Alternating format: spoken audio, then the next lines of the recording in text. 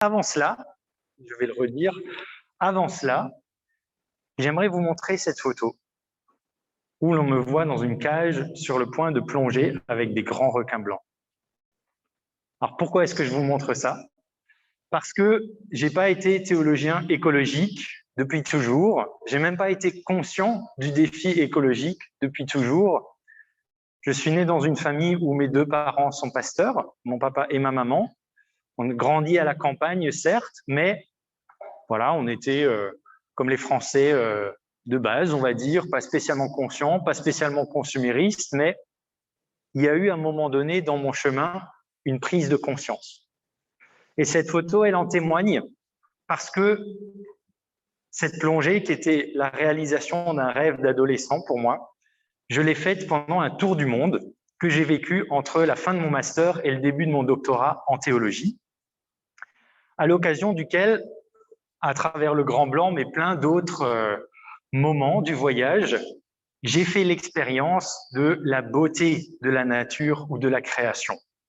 Et ça, on trouve déjà dans plein de textes bibliques ce sentiment d'émerveillement qui a pu poser problème parce qu'on a pu être mené à se dire « Ah, mais le soleil, c'est un dieu » ou « La rivière est sacrée » ou des choses comme ça, bien sûr. Mais il y a ce sentiment du beau dans la création. Donc, je l'ai vécu de manière très forte et c'est le premier pan de la relation avec le créé, la capacité à trouver du merveilleux dans la création. Et alors, j'ai envie de vous demander, et je vous invite à le dire très spontanément, et vous, qu'est-ce que vous avez vu de beau dans la nature? Alors, allez-y bien fort. Est-ce qu'il y a quelque chose que vous convoquez à votre esprit, un souvenir, un coucher de soleil, que sais-je? Allez-y. Oui? Un lever de soleil sur la face nord de Limal. Alors, un lever de soleil sur la face nord de Limal, c'est ça? Voilà. Je répète parce que les gens derrière le micro, enfin en vidéo, pour qu'ils entendent. Qui d'autre? Tout simplement, le pommier dans le jardin. Le pommier dans le jardin. Donc la beauté au plus proche. Oui. Moi, je dirais la mer déchaînée dans la Bretagne. Ah, la mer déchaînée en Bretagne. Ah oui, qu'est-ce que ça peut être beau, ça. Oui.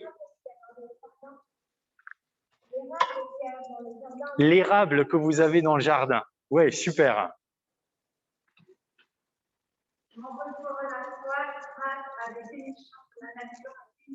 Les émissions sur la nature à la télévision. C'est vrai qu'on a la chance de voyager depuis son canapé aujourd'hui. Oui, jeune homme.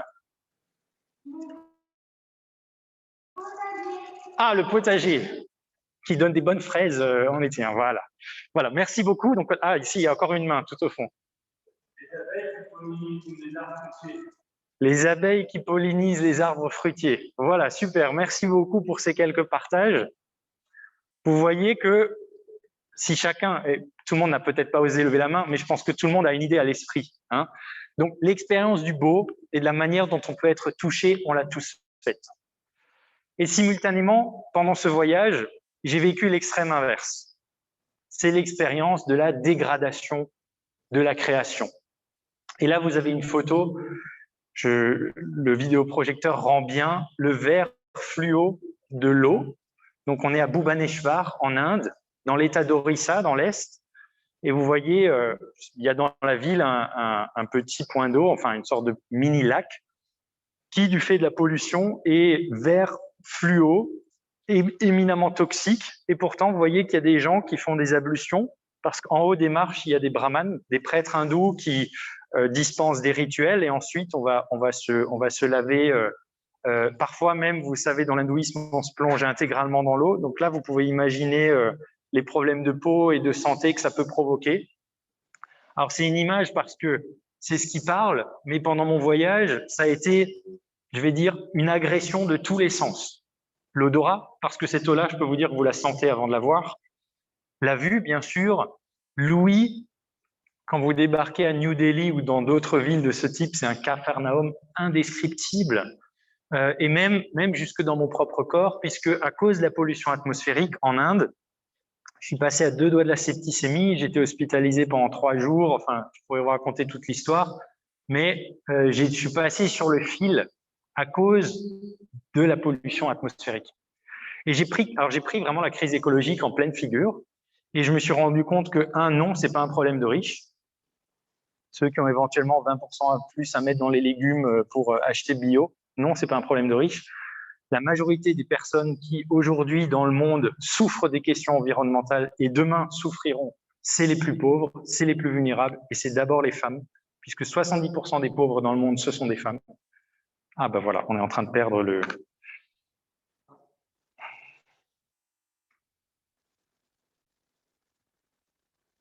Très bien. Pour ceux qui étaient sur Zoom, on avait perdu pendant un instant l'image. Voilà. Ce n'est pas une question de riches, c'est d'abord une question des plus vulnérables.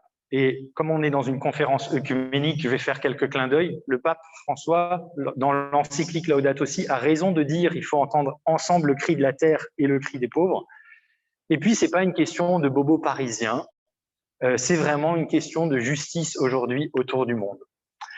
Et là aussi, j'ai envie de vous demander, et vous, est-ce qu'il y a des expériences de destruction de la nature que vous avez vues ou de dégradation d'une manière ou d'une autre de la création qui vous ont frappé, qui vous ont choqué, soit directement, soit indirectement dans un reportage ou autre? Est-ce qu'il y a des choses comme ça que vous avez à l'esprit? Ouais. En Colombie, à Bogota, il y a une rivière. Et alors, on est allé avec des amis très noirs, il y a une magnifique cascade. Et quand on arrive, c'est une fumée. Et en fait, ce sont des égouts de Bogota. Et pourtant, c'est un endroit absolument magnifique. Donc, il a été partagé, là, il y a une magnifique cascade à Bogota, qui est vraiment un lieu idyllique, et juste, c'était en dessous ou à cet endroit-là? Voilà. Et là, juste là, dans ce lieu magnifique, un peu paradisiaque comme ça, eh bien, il y a un énorme tuyau et beaucoup de fumée parce que les égouts de la ville arrivent et se déversent directement là. Ouais. Qui d'autre? Oui. Une décharge sauvage à 500 mètres de chez soi, ouais. Ah, les algues vertes sur les plages bretonnes. Tous les parkings de grande surface, bétonisation des terres. C'est ce que dit Bergerac, sacrifier les terres agricoles. Ah, mais ça c'est top, si en plus on a... Oui, alors à Bergerac, n'hésitez pas à écrire dans le chat, et puis on peut être en lien comme ça, voilà. Ah, par SMS, pardon. Ah bah oui, bah écoutez, ceux qui sont sur Zoom, celles et ceux, vous pouvez écrire dans le chat, on peut nous le dire. Donc voilà, on a la même chose à Bergerac. Voilà, merci. Donc on a, pareil, je pense que chacune et chacun, on peut avoir quelque chose comme ça à l'esprit. Et donc j'ai fait pendant mon voyage l'expérience de l'ambivalence. La beauté, la destruction. Le cœur qui est touché et le cœur qui aurait envie de protéger. Voilà. Et c'est cette ambivalence dans laquelle nous nous trouvons aujourd'hui face aux défis écologiques qui va au-delà de simplement localement tel ou tel problème. C'est une problématique mondiale qui risque de nous mener d'une part à ce qu'on appelle l'effondrement.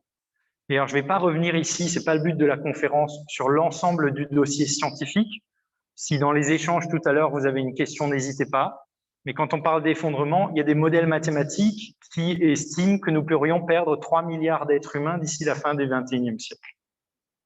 Selon la Banque mondiale, ce sont 2,5 milliards de réfugiés climatiques au cours du XXIe siècle.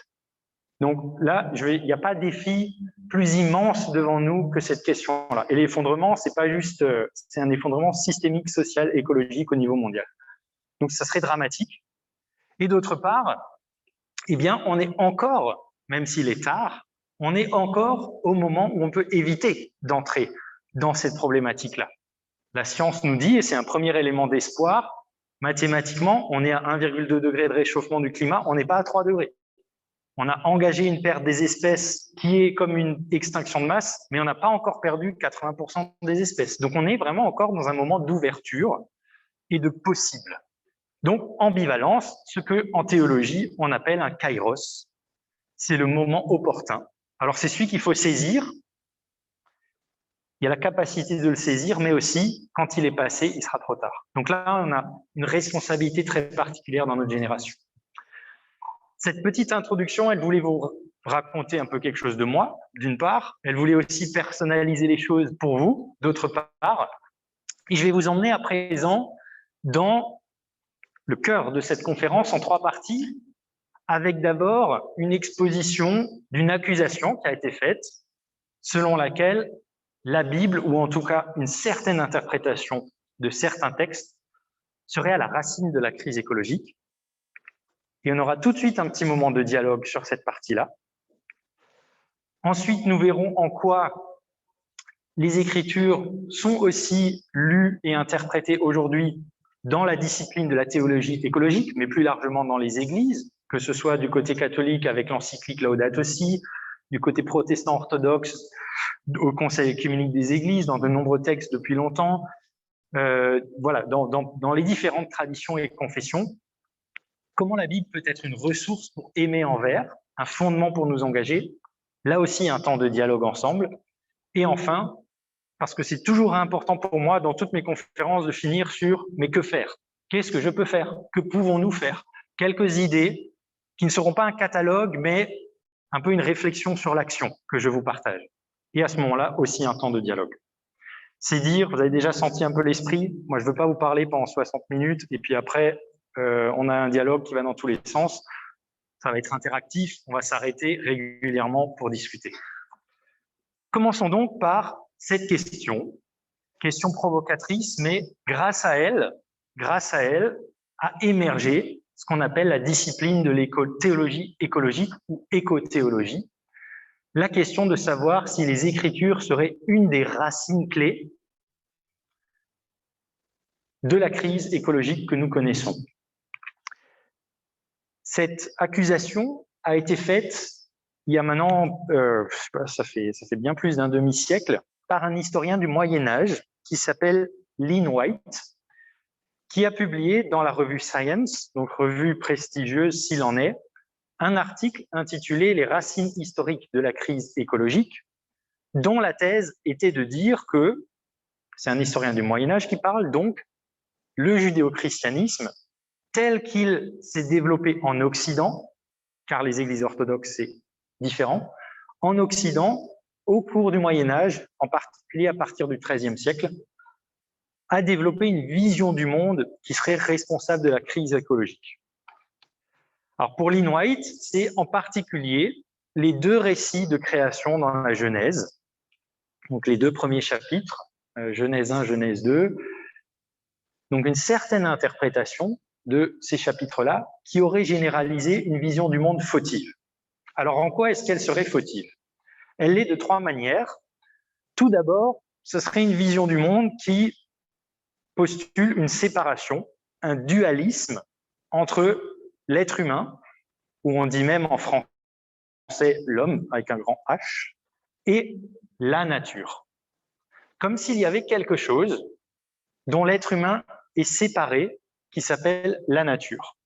Ce qui me permet en français d'avoir une phrase comme « je vais me balader dans la nature », comme si ici, maintenant, en vous parlant, je n'étais pas dans la nature. Donc ce dualisme-là, cette vision, cette représentation qui externalise ce qui est naturel. Et non seulement qui dit il y a 2 choses différentes, l'homme et la nature, mais en plus elles sont hiérarchisées. C'est-à-dire l'homme est bien sûr au-dessus. Et dans la mesure où il est au-dessus, il vaut plus, il a une plus grande dignité, et vous trouverez des représentations qu'on a dans l'iconographie. Il y a une course de moto à l'extérieur, je ne sais pas. Dans l'iconographie, ce qu'on appelle l'échelle de la nature. Vous savez, vous avez le monde minéral, puis vous avez le monde végétal, puis vous avez le monde animal, et puis vous avez l'homme, avec l'idée d'une pyramide. L'homme est à la pointe, au sommet, c'est la couronne de la création, et il y a une dignité croissante des choses. Donc, un homme supérieur est plus que supérieur. Dieu lui aurait donné mandat pour dominer les animaux. Donc, quand on a 10 000 poulets dans un hangar qui ne voit jamais le soleil, qui mangent des choses, des tourteaux de soja qui viennent de la forêt amazonienne, dont les pieds ne touchent jamais le sol, ça serait, oui, c'est de la domination, car nous avons mandat de dominer. Et non seulement un mandat de dominer les autres êtres vivants, mais un mandat d'exploitation de la nature, parce que celle-ci aurait été créée intégralement au service de l'homme. Ça veut dire que des éléments de la nature, des plantes, des animaux ou même dans leurs relations, des écosystèmes, n'ont de valeur que à mesure qu'ils ont une utilité pour nous. Et ça, on le voit un peu dans notre tradition, quand la seule façon dont les scientifiques de la biodiversité essayent ou arrivent un peu à faire passer le message que c'est important qu'on préserve les espèces, c'est en disant, par exemple, si on perdait les abeilles, c'est tant de pourcents du PIB, c'est tant de milliards d'euros, c'est tant d'emplois. Faire l'argumentaire dans notre société occidentale qu'on voudrait ne pas perdre les abeilles, les baleines bleues et les lions parce que l'espèce a le droit à la vie, ou alors le monde est plus beau avec des abeilles, des baleines et des lions, si localement ça vient face à un projet de développement économique, vous êtes foutus. Hein.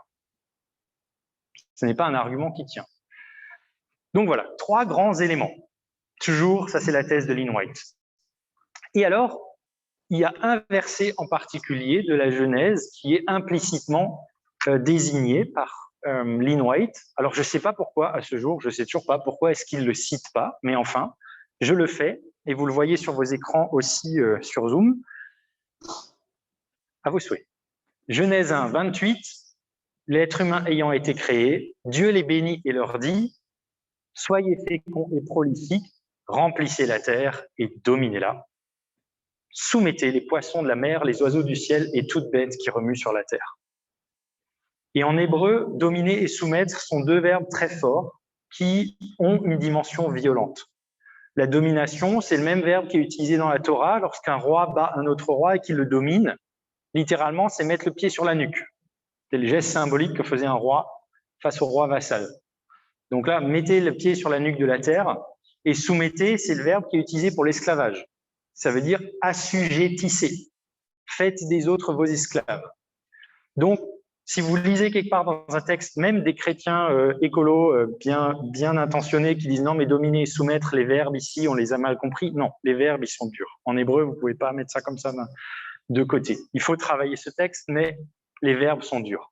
Et il y a eu une interprétation, du coup, au Moyen-Âge, et quand on est arrivé vers la modernité avec le développement de la science, de la technologie, tout le projet moderne de progrès, etc., rationaliste des Lumières, il y a eu des usages théologiques de ce texte qui disent ben oui, c'est normal que nous voulions devenir, comme le disait René Descartes, comme maître et possesseur de la nature, parce que le mandat de Dieu, c'est que nous dominions et que nous soumettions les autres êtres vivants. Alors, Genèse 1, 28, c'est plus évident, mais il y a d'autres versets qui pourraient être cités. Je n'en donne que 2. Vous pouvez voir, par exemple, dans le psaume 8, les versets 6 et 7 qui disent, à propos de l'être humain, « Tu en as presque fait un Dieu, tu le couronnes de gloire et d'éclat, tu le fais régner sur les œuvres de tes mains et tu as tout mis sous ses pieds. » Donc là, la vision où l'être humain est au-dessus de tout le reste, elle est bien présente. Tu en as presque fait un Dieu. Ou alors, dans l'Évangile selon Matthieu, au chapitre 10, les versets 29 à 31, « Pas un d'entre les moineaux du ciel ne tombe à terre sans votre Père. Soyez donc sans crainte, vous valez mieux, vous, que tous les moineaux. » Alors, là, vous sentez déjà aussi quelle est la partie du texte qui pourrait être utilisée. Je ne suis pas sûr que beaucoup de chrétiennes et de chrétiens aient à l'esprit que Dieu est présent pour chaque oiseau lorsqu'il décède. Mais ce qui a été retenu, bien sûr, par la tradition, c'est « mais vous valez mieux » par rapport à l'oiseau. Voilà. Donc, il y a de nombreux textes comme ça, et la liste a été faite. Quand on a relu l'ensemble du texte biblique avec des lunettes qui se demandent « mais qu'est-ce que ça dit du monde et de la création et des autres êtres vivants ?» on a identifié tous des textes qui peuvent poser problème.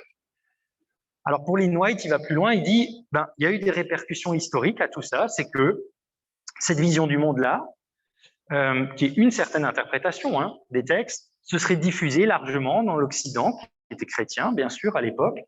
Elle se serait sécularisée, c'est-à-dire elle serait passée notamment dans la philosophie des Lumières. Quand vous lisez les philosophes des Lumières 17e, 18e siècle, quand ils décrivent le rapport à la nature, c'est exactement ça. Et c'est encore présent dans notre héritage, dans l'imaginaire, c'est-à-dire l'ensemble de nos représentations, de nos valeurs, de ce que nous portons comme être humain occidental, marqué par notre culture. Pour cet historien-là, c'est même cette vision du monde qui a été la condition qu'il y ait des révolutions scientifiques, techniques et industrielles en Occident. De la science, il y en a eu ailleurs dans le monde. Allez voir les cultures arabes qui nous ont donné nos chiffres. De la technique, il y en a eu ailleurs dans le monde. Allez voir la Chine qui a inventé la poudre, etc.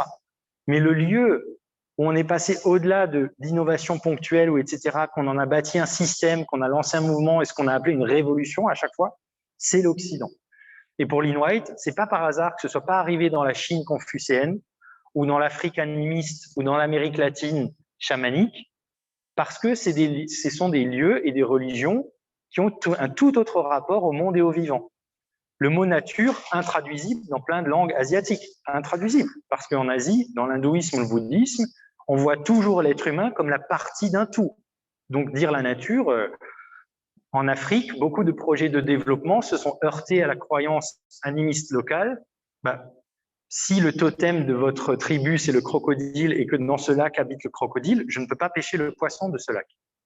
Et en Amérique latine, quand vous avez une vision chamanique où peut-être l'arbre accueille l'esprit de votre grand-mère ou de votre papa décédé, vous n'allez pas couper l'arbre.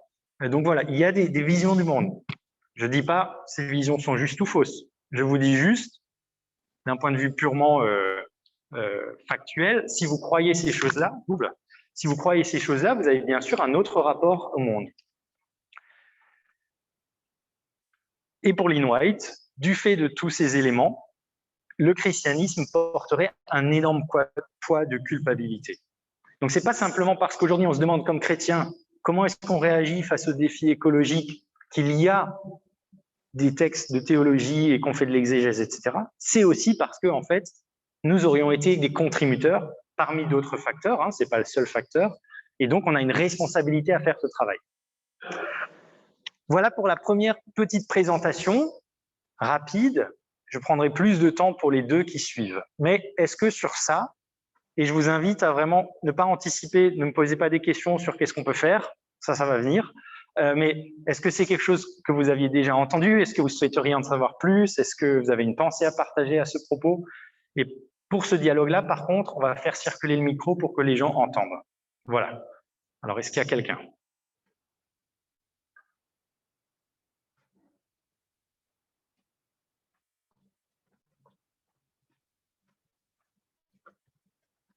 Quelqu'un? Tout au fond.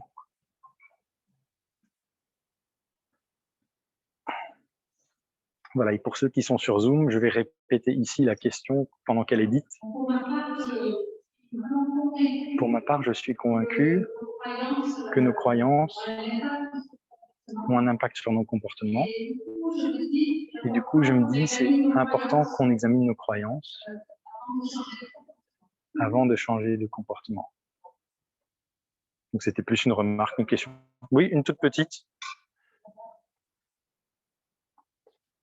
Oui, une toute petite remarque. Je vous remercie pour ça. Ça, à la limite, vous êtes théologien ou pas théologien, c'est presque un regard d'anthropologue ou de sociologue.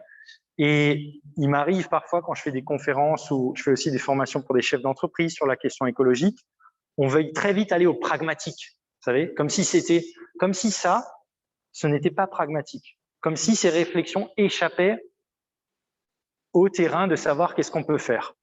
Évidemment, vous imaginez, derrière ça vient, ça veut dire qu'il faut travailler sur nos représentations. Et c'est fondamentalement pragmatique. Donc, je suis d'accord avec vous. Tout au fond, il y avait une...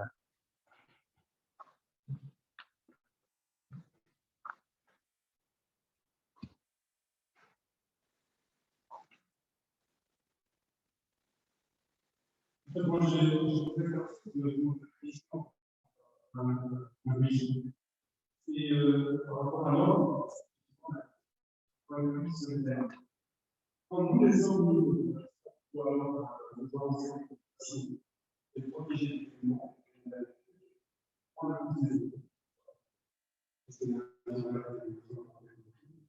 et je suis un peu demandé si les animaux aussi c'est pour je commence à voir. Oui. Donc la question c'est de...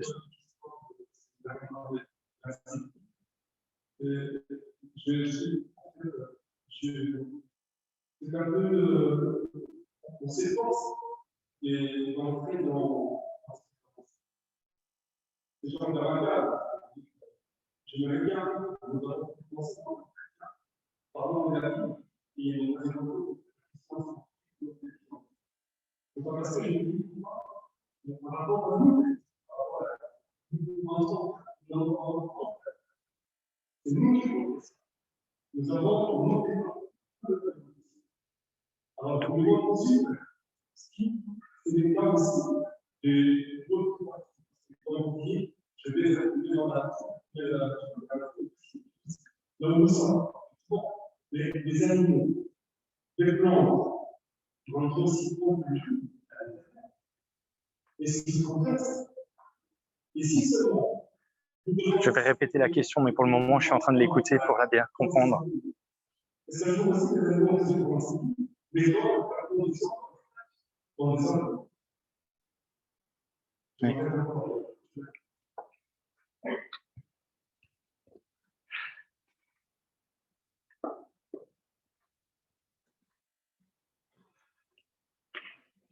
Oui, et ensuite, il y aura une question sur la droite. Oui, je n'entendais pas très bien avec le son ici, donc je n'ai pas répété tout de suite la question pour le Zoom, donc je la dis maintenant. Donc la question, c'était de savoir si, bon, nous, comme êtres humains, on se pose la question des conséquences de nos actes vis-à-vis des autres êtres vivants. Est-ce que les autres êtres vivants, plantes ou animaux, aussi se demandent quel est leur impact sur l'être humain, d'une part. Et d'autre part, et en lien avec ça, la question de monsieur, c'est est-ce que du coup, les animaux, les plantes et les autres êtres vivants devront rendre compte devant Dieu également de leur relation et de leur relation à l'être humain et des effets éventuellement néfastes ou mortifères également de ça. Alors bon, là, on saute déjà un petit peu dans la question théologique. Pour répondre à ça, la première chose qu'il faut dire, c'est que, et j'anticipe un peu sur la théologie, mais c'est pas grave, la théologie chrétienne, si elle va redécouvrir la valeur des autres êtres vivants également, donc il y a une valeur propre aux plantes, il y a une valeur propre aux animaux, et d'ailleurs on parle des plantes et des animaux, mais aujourd'hui on sait qu'il y a d'autres règnes, hein. Vous avez les bactéries, vous avez les archées, vous avez les protistes, la biologie est plus simplement aux plantes et aux animaux, mais donc, si on reconnaît et on va retrouver la valeur propre et savoir des conséquences éthiques, malgré cela, la théologie maintient qu'il y a des différences de nature entre ces différents êtres vivants et elle ne va pas aller dans ce qu'on appelle dans le vocabulaire écologiste un biocentrisme, c'est-à-dire l'idée selon laquelle la vie de chaque être se vaut. On peut dire tout a une valeur et en même temps tenir qu'il y a une valeur particulière à l'être humain que nous confessons image de Dieu. Alors il faut regarder ce que ça veut dire, qui est le seul dans les Écritures qui est décrit comme ami de Dieu, partenaire de Dieu, héritier, collaborateur, etc., élu, etc., etc. Donc il y a une différence. Hein. Remettre en avant la valeur des êtres, ce n'est pas dire qu'il n'y a pas de différence. Et parmi ces différences que pense et que maintient la théologie, et notamment l'anthropologie, donc le discours de la théologie sur l'humanité, il y a quand même l'idée que, en fait, les animaux et les plantes échappent, pour ce qu'on en sait, au monde de l'intellect et à la question de la conscience morale. Donc votre question, pour un théologien, elle est inopérante parce que l'animal ne se demande pas « est-ce que je fais bien ?» L'animal, il se nourrit, il vit, il maintient sa chaleur corporelle, voilà, il a une vie d'animal. La plante, voilà, il y a toute une réflexion aujourd'hui, une redécouverte de la richesse des plantes qu'on avait tout à fait. Mais on n'est pas à dire aujourd'hui que la plante a un cerveau au sens où elle aurait une pensée et une conscience. Donc, du coup, non. La réponse serait non.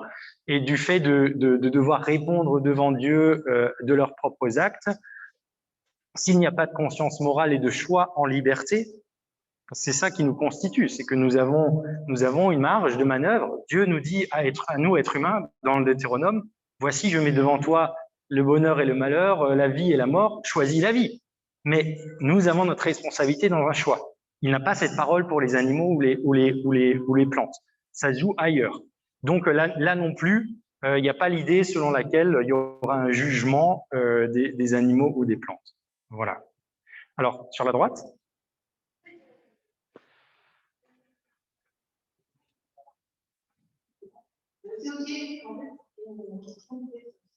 C'était une question sur ça. Voilà, ok, c'est ok.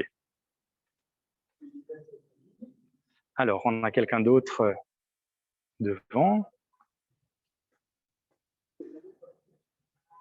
Alors, c'est Bergerac qui lui met sa voix.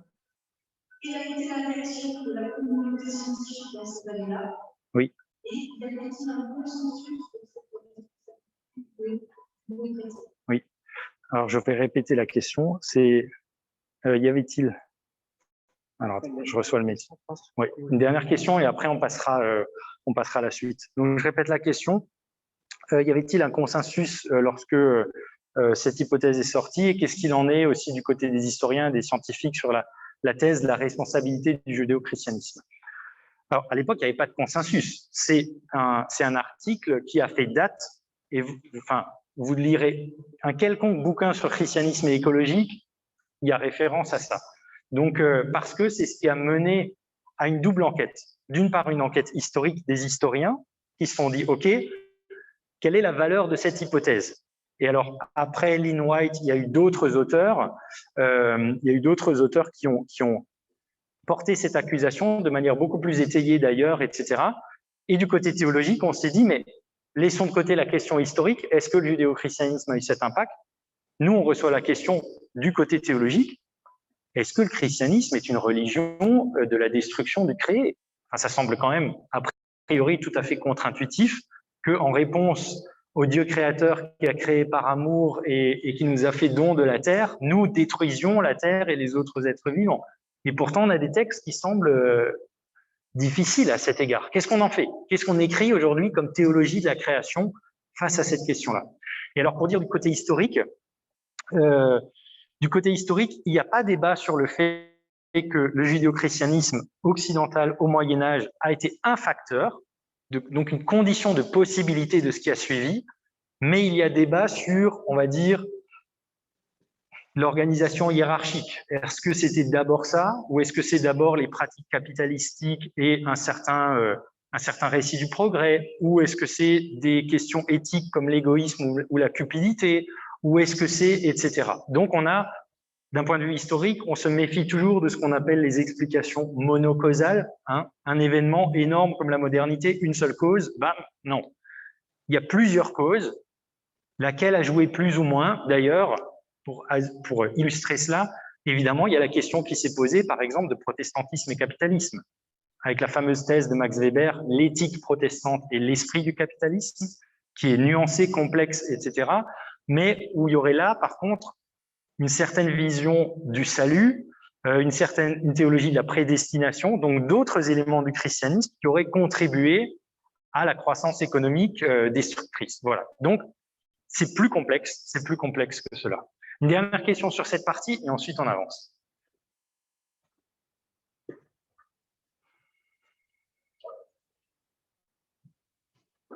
Et je vais juste reprendre un autre exemple qui nous sera la réponse. Vous avez cité tout à l'heure le système lumière. Il me semble que c'est après la situation et la forme. Or, c'est bien, moi, que des philosophes plutôt anti-chrétiens et en tout cas, certainement, prévaleraient de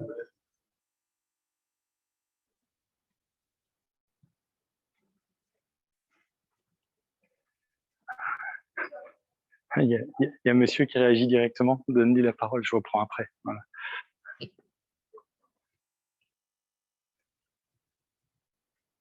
Oui, merci. Du secteur non créationniste, je vais revenir sur les étapes que j'ai au début, à savoir le réalisme, la domination,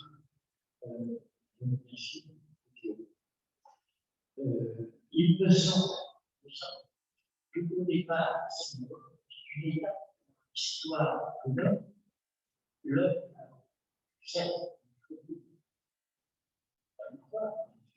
l'homme est arrivé sur la terre, la création.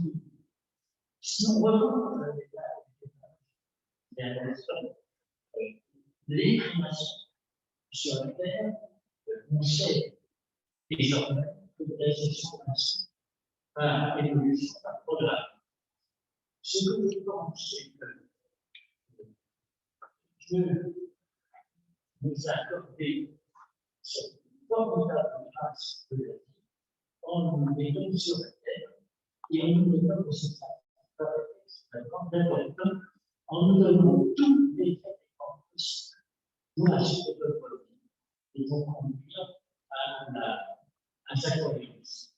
Ce faisant, il nous a donné un élément assez important qui est l'intelligence pour utiliser ce qui est sur la terre, qui est intelligent, pour assurer notre vie. Je crois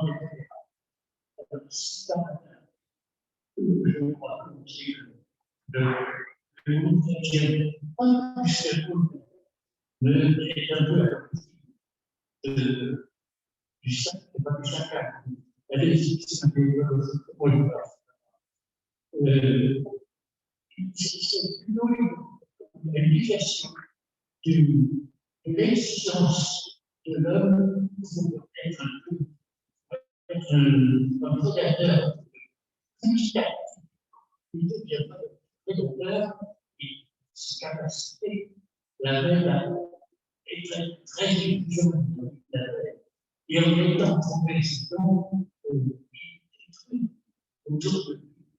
Il avait tendance, ça pouvait faire, ça pouvait évoluer. Et maintenant, ça va être autrement dit, et je t'en termine par là, je pense que l'homme créé par Dieu a tout ce qu'il faut dans sa tête et dans son cœur pour exploiter ce qu'il lui a donné le développement, mais il y a eu une déviation, une déformation et il est responsable de cette relation de la terre qu'on appelle l'écologie. Merci.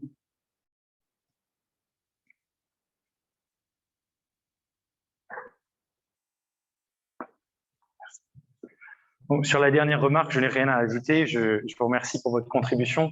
Sur la première question, bon, le dossier rapport des philosophes des Lumières à la théologie, il est grand et complexe et je dois dire je ne suis pas 100% compétent pour ça. Ce que j'ai à l'esprit, c'est que quelqu'un comme Descartes, par exemple, par ailleurs, a des écrits théologiques. Il écrit, d'ailleurs, il y a une lettre qu'il a... Il y avait récemment sur France Culture une émission, l'émission Philosophie de France Culture, qui revenait sur la formule « comme maître et possesseur » de Descartes et qu'il mette en regard d'une lettre qu'il avait écrite où il fait une exégèse de Genèse 1 en disant « mais non, mais être maître et possesseur, qu'est-ce que ça veut dire ?» et où il a une vision totalement différente de la manière dont a été utilisée cette formule qu'il y a dans son discours de la méthode. Donc les choses sont beaucoup plus complexes.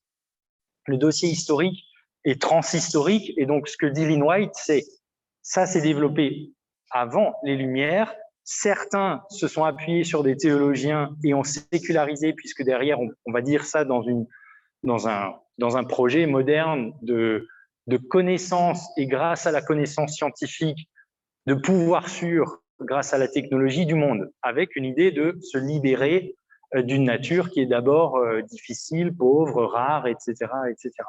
Donc oui, c'est plus compliqué, mais ils n'étaient pas tous anti-religion.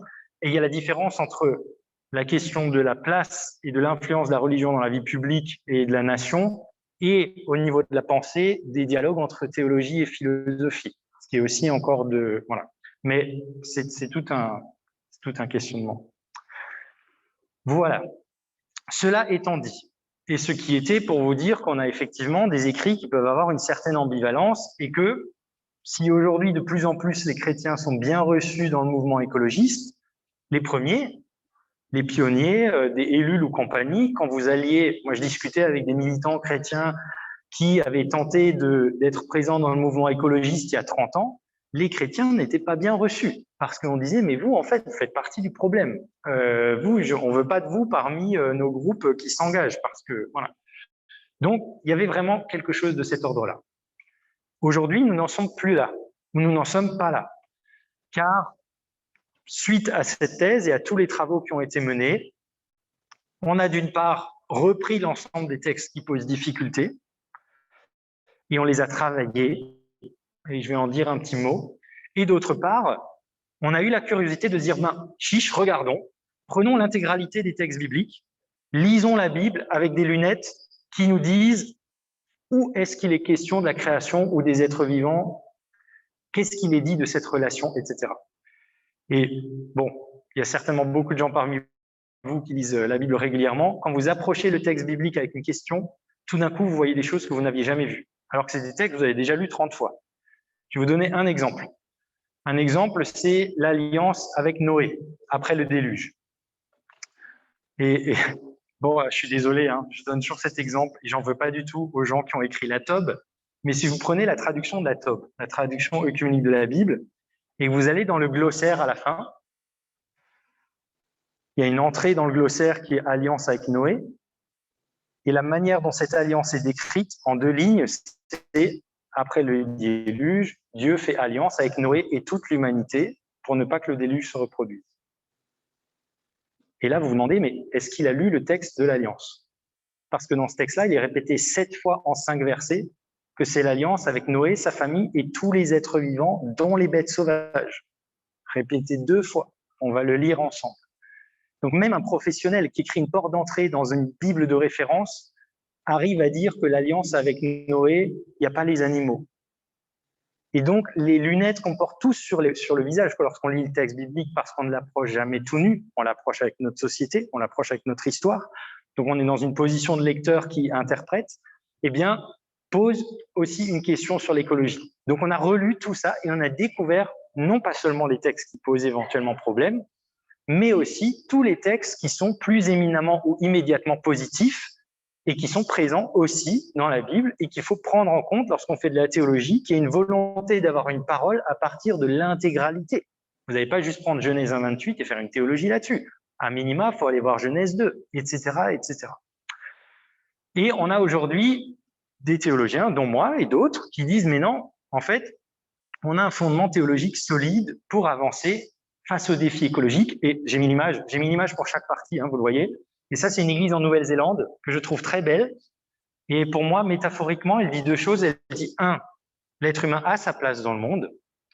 Perspective chrétienne ne dira jamais la planète se porterait mieux sans l'humanité qui est un cancer. Ça, non. Nous faisons partie du projet de Dieu. Et il est normal qu'il y ait une église. Et oui, cette église, elle est en bois. Vous voyez peut-être les lattes. Et donc, on a utilisé du bois, on a coupé un arbre. Voilà, on a aussi... On travaille, on transforme le monde, on utilise la création pour notre propre vie. Mais elle a un toit végétalisé, les tombes à côté sont végétalisées, c'est au milieu d'un superbe paysage. Donc ça représente pour moi une intégration harmonieuse de l'être humain qui vit et qui utilise la création, mais au sein de la création. Alors le premier lieu pour ça, alors c'est bête comme chou, mais en fait, ça a été, avant même de s'interroger sur les questions éthiques, c'est tout simplement de retrouver le Dieu créateur. La confession, je crois en Dieu, le Père Tout-Puissant, créateur du ciel et de la terre.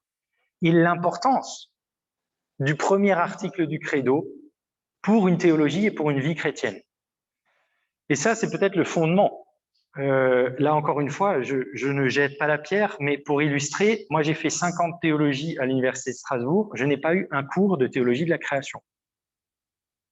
Alors, j'ai eu un cours sur le salut, oui, j'ai eu un cours sur le Christ, j'ai eu un cours sur l'Esprit, j'ai eu un cours sur les moyens de grâce, les sacrements, mais pas de cours sur la théologie de la création. J'ai fait des études comme si le premier article du Credo n'existait pas.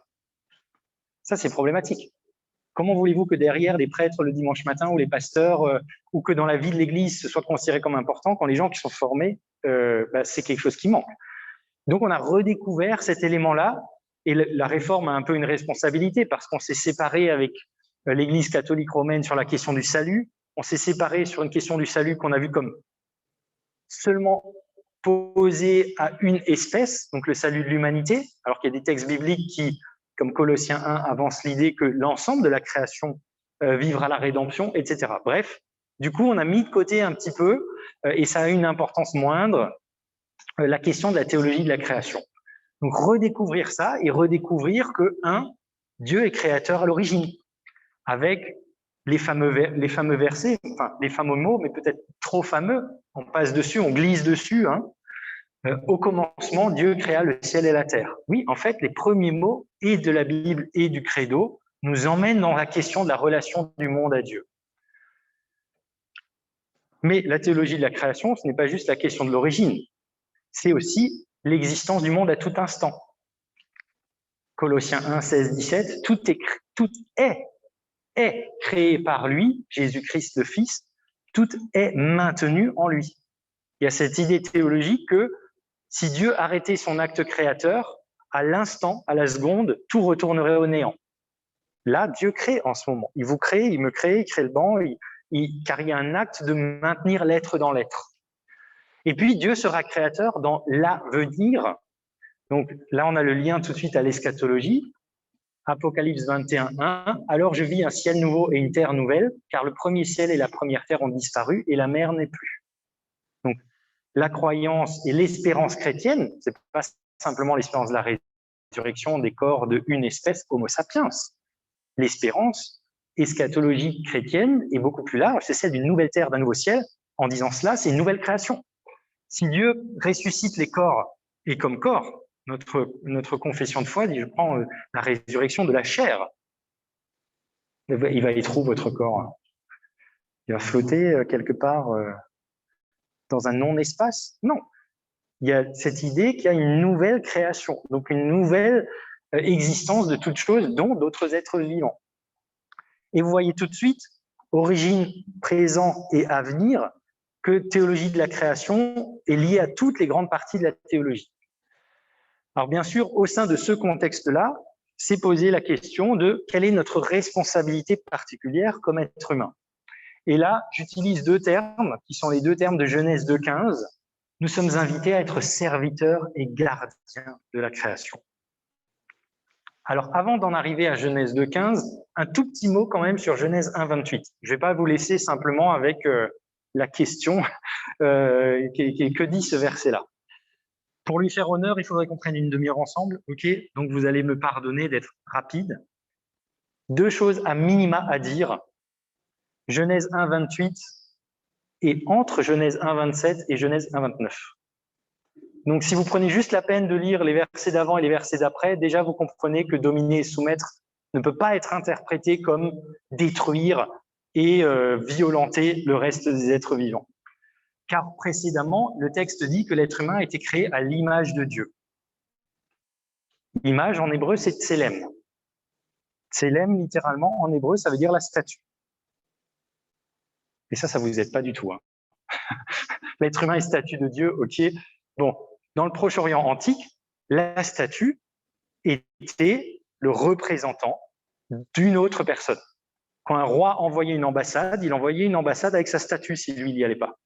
Où le dieu était représenté dans le polythéisme de l'époque par une statue. La statue, c'était la présence réelle de quelqu'un. Donc si l'être humain est statue de Dieu dans la création, il est censé représenter Dieu. Et vous imaginez bien que la vision, si on représente Dieu dans le créé, Dieu n'est pas le Dieu de la destruction et de l'exploitation. Il est le Dieu de justice, et dans une lecture chrétienne, si Jésus lit la véritable image, on retrouve le mot l'image de Dieu, eh bien on est censé être des représentants du service et de l'amour. Donc dominer et soumettre dans la question de l'amour et du service, déjà c'est plus du tout la même chose. D'ailleurs, dominer, c'est pas un truc qui pose problème. Aujourd'hui, il n'y a pas de question qu'on domine. On domine tout. On change même la manière dont la nature fonctionne. Donc, la question est celle de la domination de la domination. Et alors, si vous allez en Genèse 1.29, petit quiz. En Genèse 1.29, Dieu donne à l'être humain une certaine alimentation. Il dit, vous les êtres humains, vous allez manger.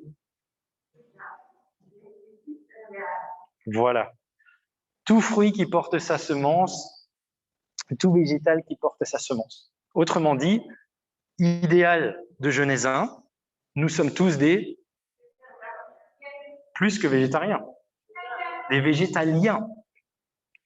Selon Genèse 1, ni miel, ni œuf, ni lait, Rien, aucun produit animal, aucune chair animale. Des fruits et des légumes, point. Ça, c'est l'idéal de Genèse 1.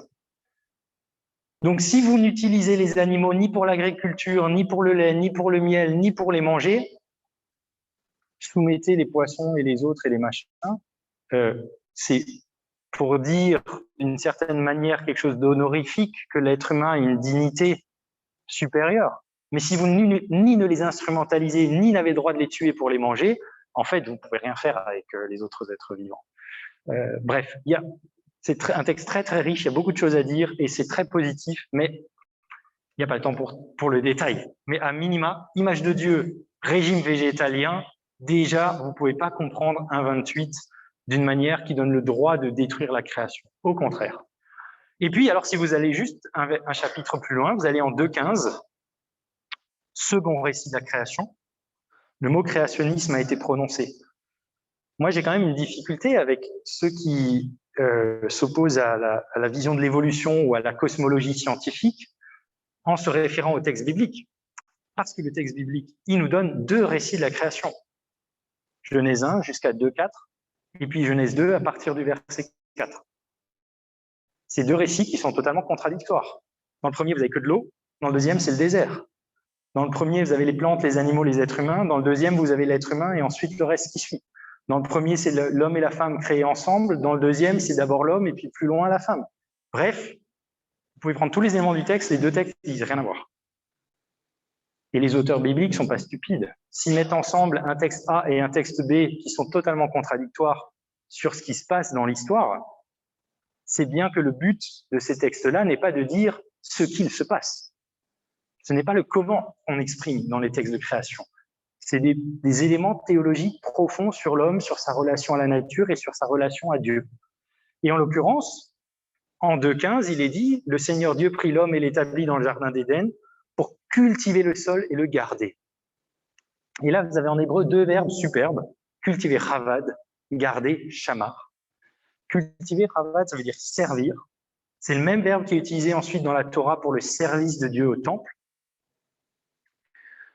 En français, pourquoi est-ce qu'on parle d'un service religieux? Et shamar, c'est garder au sens de faire un acte de police, de protection. Quand Adam et Ève, ce qui ne sont d'ailleurs pas des prénoms, Adam c'est le terreux et Ève c'est la vivante, quand le terreux et la vivante sont expulsés du jardin d'Éden, Dieu place aux portes pour protéger le jardin 2 chérubins aux épées flamboyantes pour shamar, garder le jardin. Donc c'est bien un acte de police pour quelque chose qui est précieux et qui pourrait être menacé. Ça, c'est pour le rapport à la terre, donc cultiver, garder, ce qui est souvent utilisé aujourd'hui comme un peu 2 verbes chapeau. Après, on peut entrer dans le détail. En rapport aux plantes, j'aime bien toujours en Matthieu 6, ce verset où Jésus dit « Observez les lys des champs comme ils croissent, ils ne peinent ni ne filent. Et je vous le dis, Salomon lui-même, dans toute sa gloire, n'a jamais été vêtu comme l'un d'eux. » Et j'ai commencé avec le rapport de la beauté au monde. Là, le botaniste français Francis Allais, dans son éloge de la plante, il cite ce verset et il dit « Mais imaginez, ça veut dire qu'il y a des moments où le Christ, il laissait ses disciples sur le côté, puis il fonçait tout droit dans un champ et il allait voir les fleurs. Et il se mettait devant et il sentait, il regardait. » Le Christ n'aurait pas eu cette parole s'il n'y avait pas des moments où il s'arrête et il contemple des fleurs. De dire que l'être humain qui incarnait la royauté la plus belle avec le plus de soldats, le plus de sagesse, le plus de richesse, et d'une manière assez patriarcale, le plus de femmes, eh bien, c'est lui dont on dit, même la fleur des champs, elle est plus belle que lui. Donc, il y a un rapport esthétique et de beauté au monde. Ou alors, dans le rapport aux animaux, j'en ai parlé tout à l'heure, Genèse 9, 9 à 11, l'alliance de Dieu qui dit « Je vais établir mon alliance avec vous, avec votre descendance après vous, et avec tous les êtres vivants qui sont avec vous. » Oiseaux, bestiaux, toutes les bêtes sauvages qui sont avec vous, bref, tout ce qui est sorti de l'arche avec vous, même les bêtes sauvages. Et vous voyez, même à l'époque, il fallait qu'il le dise 2 fois, parce que l'idée que Dieu fasse alliance avec le lion, le serpent et la hyène, c'était pas évident. Aucune chair ne sera plus exterminée par les eaux du déluge. Et il y a des auteurs qui ont la lecture selon laquelle, eh bien, en fait, c'est le premier récit de sauvegarde de la diversité du vivant. quand Dieu décide, à cause de la violence et du mal qu'il y a dans le monde, de recommencer la création, c'est une sorte de reboot, hein, comme on fait avec sa console, sa Xbox ou sa PlayStation, tac. Quand il fait un reboot, il fait en sorte qu'il n'y a pas une seule espèce qui se perd. Et on a une lecture, après, une interprétation éthique qui dira toute espèce a une valeur propre. Et un théologien comme Jürgen Moltmann dira la disparition d'une seule espèce de plante ou d'animaux du fait des activités humaines est un sacrilège. Et c'est un mot fort, hein, dans la bouche d'un protestant en plus, dire sacrilège. Donc lui, il dit, et vous avez plein d'ONG chrétiennes, comme l'Alliance Noé ou d'autres, Opération Noé, qui s'appuient sur ce précis et cette alliance, qui est d'ailleurs une alliance éternelle, elle est toujours valable, hein. Elle n'a pas été remplacée ou accomplie, c'est une alliance qui est toujours présente. Voilà, donc là, il y avait 3 exemples un peu évidents, rapport au sol, rapport aux plantes, rapport aux animaux, et sachez que derrière, vous avez une énorme littérature, théologie de la terre, théologie végétale, théologie animale, avec plein d'enjeux éthiques pour aujourd'hui. Mais la théologie écologique ne s'arrête pas là. Moi, il va falloir que je m'arrête bientôt, par contre, parce que sinon, vous êtes là jusqu'à 18h. Par-delà la théologie écologique. Là aussi, 3 exemples. C'est dire, alors là aussi, en référence à l'encyclique du pape François, lorsqu'on a une approche intégrale de l'écologie, on n'a pas une approche qui, du côté de la théologie, se limite à l'environnement, pour le dire comme ça, ou à la création. Comment est-ce que cette question-là, en fait, intègre d'autres problématiques? Et comment elles sont intimement liées? Je vous en donne 3. La première, c'est la plus évidente, peut-être, vraiment classique chez les protestants et les orthodoxes, avec le processus justice, paix, sauvegarde de la création. C'est ce qu'on appelle la justice écologique. Et pour le dire vite, la conscience que les premières victimes aujourd'hui et demain des questions écologiques ne sont pas celles et ceux dont les modes de vie ont provoqué la crise. Imaginez, vous êtes africain, petit éleveur, ou vous êtes petit agriculteur. L'Afrique, c'est le continent le plus vulnérable au changement climatique. Ce sont 3% des émissions mondiales de gaz à effet de serre. Il y a des pays entiers où les gens vont devoir migrer, et ça va être d'abord du sud-sud, hein, ça ne va pas être du sud-nord, parce que le Sahara, c'est quand même une frontière efficace. Hein. Donc vous allez avoir des millions de gens qui vont se retrouver dans d'autres pays, ça va être, je ne sais pas comment ça va être géré. Quand même, vous avez juste l'argent pour migrer, parce que l'ONU le dit aujourd'hui, de millions de gens qui n'ont pas, genre, ils n'ont pas les $5 pour emmener leurs 4 enfants dans un bus pour migrer quelque part. Donc des gens qui vont être piégés et qui vont mourir sur place à cause des émissions de gaz à effet de serre qui viennent à 80% de nos pays du G20. Moi, je serais dans une colère contre nous, mais je vous explique même pas. Et quand je regarde, alors, je ne veux pas être dans un discours culpabilisant. Une fois que l'on sait, quand on regarde sa propre vie, on se dit, mais et alors on vient avec la question, mais moi je vais avoir la liberté d'acheter un SUV. Mais mon gars, aujourd'hui, savoir que ça provoque le changement climatique, c'est dire, c'est plus important pour moi d'avoir une grosse bagnole que des millions de gens survivent. Voilà, l'appel à la liberté, honnêtement, moi, je ne sais pas comment réagir face à ça. Donc une question de la justice, parce qu'en fait, aujourd'hui, c'est des injustices fondamentales. La deuxième, pardon, j'avais mis un texte biblique, mais j'ai pas le temps, j'avance. Deuxième porte d'entrée, c'est la théologie écoféministe. Et là, c'est pas parce qu'il y a féministe dans la diapo que ça ne concerne que les dames. Ça concerne même à la limite d'abord les messieurs dans la salle. C'est-à-dire, il y a la lecture selon laquelle la dimension de domination et d'oppression que l'homme, pendant des centaines d'années, des millénaires même, et encore, c'est très présent dans nos sociétés patriarcales, phallocrates et sexistes, ont exploité les femmes, c'est la même chose que la manière dont l'homme avec un grand H, c'est pas pour rien que je disais tout à l'heure, humanité, on dit souvent en français homme avec un grand H, dont l'homme s'est comporté et a exploité et dominé la nature, la création. Dans notre culture, la nature est féminisée. Dans plein d'autres cultures également. C'est le lieu de la fécondité, c'est le lieu de la femme. Et on va penser notre rapport comme humanité à la nature autour de nous de la même manière qu'on pense le rapport du mâle à la femelle ou de l'homme à la femme. Et ça va être un rapport d'exploitation. En parler des philosophes, vous allez lire le philosophe Francis Bacon qui dira que la nature, c'est texto dans ses textes, la nature doit être matée et dominée comme on mate et domine une femme. Ah, pardon, mais Francis Bacon, il va plus loin, il dit la nature doit être violée jusque dans ses moindres coins et recoins. Et ça, vous trouvez ça, il suffit d'aller lire. Hein. Il y a quelque chose, alors, je ne peux pas le faire d'une manière qui fasse honneur au sujet parce que vous sentez bien l'épaisseur des dossiers auxquels on touche cet après-midi. J'ouvre plus que je ne... Hein, mais vous ne pouvez pas aujourd'hui faire de la théologie écologique si vous n'allez pas vous interroger sur notre discours comme chrétien, sur l'homme, sur la femme, sur le rapport entre les deux et la manière dont on le reçoit théologiquement. Quel est notre discours par rapport à Dieu? Ce n'est pas anodin qu'on parle constamment de Dieu le Père et qu'en français, on a perdu la féminité dans la Trinité quand on dit le Père, le Fils et l'Esprit. Parce qu'en français, l'Esprit est masculin. Alors que l'Esprit, quand vous remontez jusqu'à la Torah, l'Esprit est féminin. Bien sûr qu'il y a de la femme en Dieu. Si on utilise les catégories d'hommes et de femmes, puisque c'est des métaphores pour parler de Dieu. Enfin bon.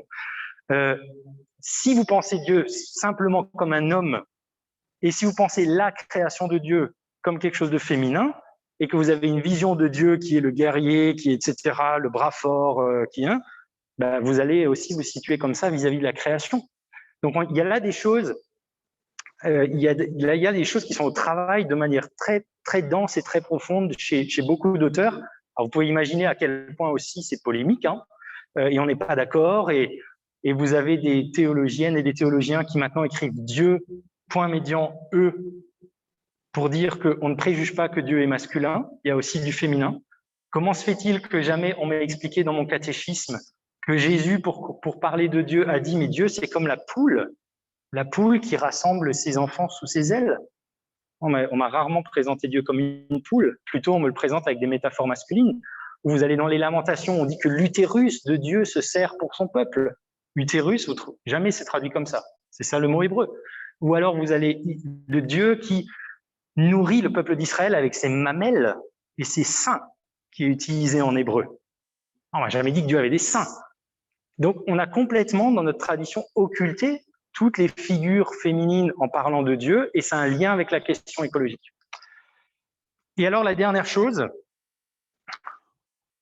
c'est bien, on ouvre ensemble. Derrière, il faudra lire, vous irez plus loin, right? La théologie de la croissance. On est dans une société de croissance qui a fait du plus. Donc, est-ce que le PIB de la France va croître ou pas?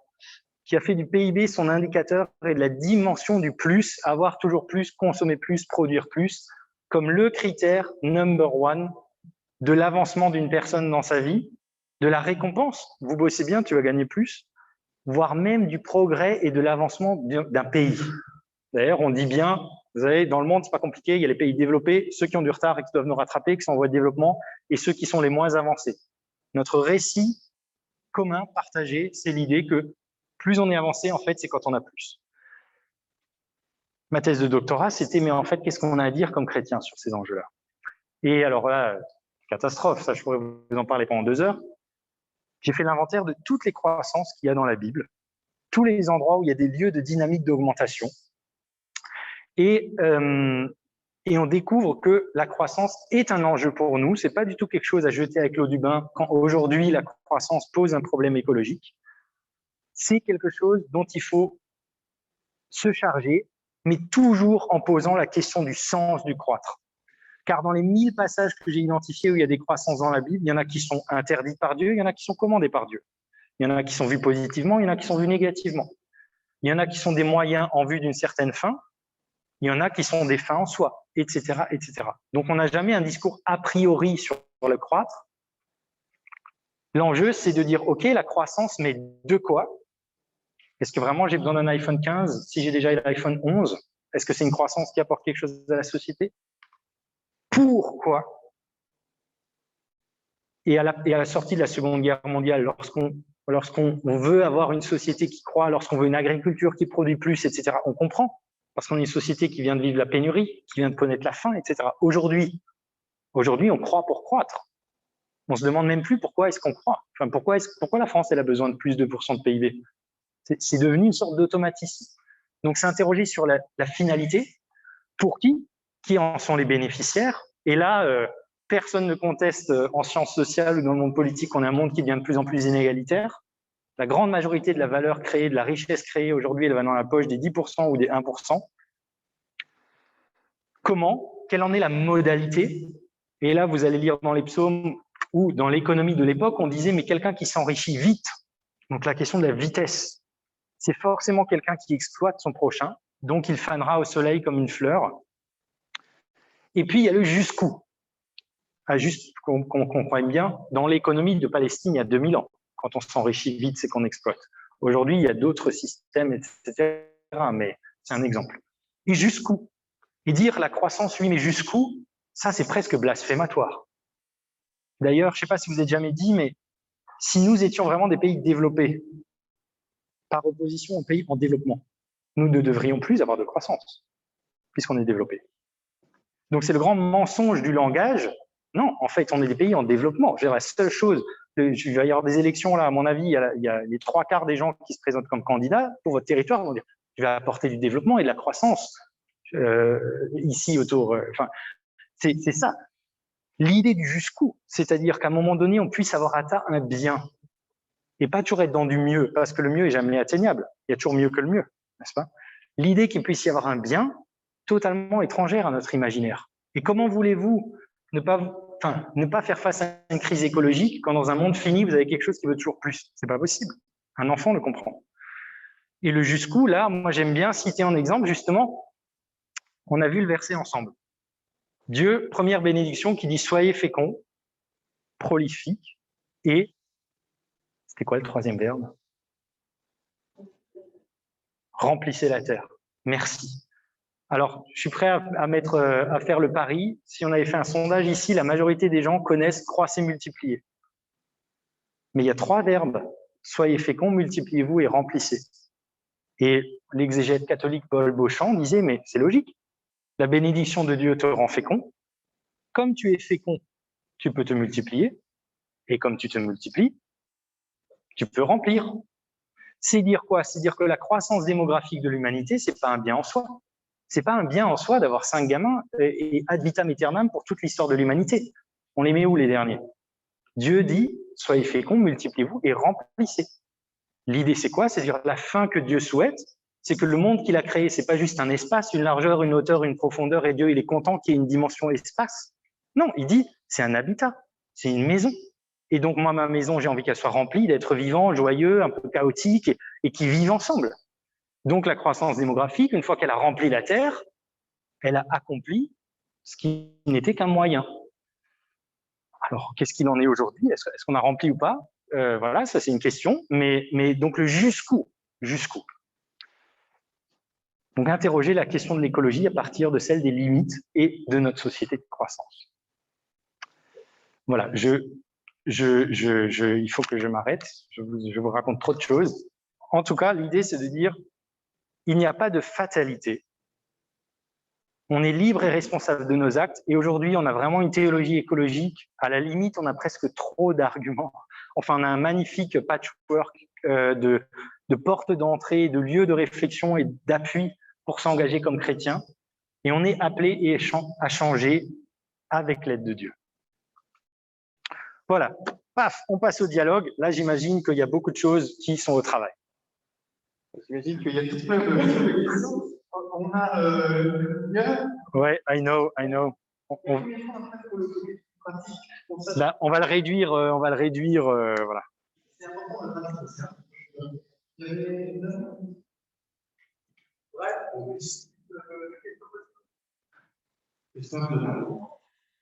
Je suis une âme simple. Ça fait quelques dizaines d'années que je suis sur cette planète. Quand j'étais petit, je pensais que la population de la planète allait décroître. J'ai connu la route d'Asie, le commandant Cousteau. J'ai vu les résultats qui se passent, toutes les conférences, tout ce qu'on a depuis des années. Que je ne me sers strictement à pas grand-chose. Micro. Donc, j'en suis venu que ce que nous faisons serait peut-être un cursus irrémédiable.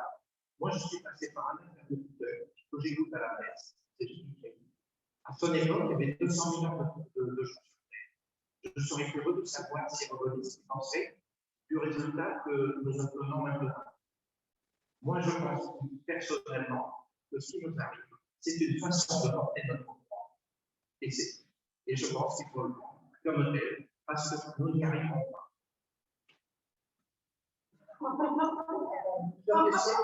Vas-y, vas-y, vas-y.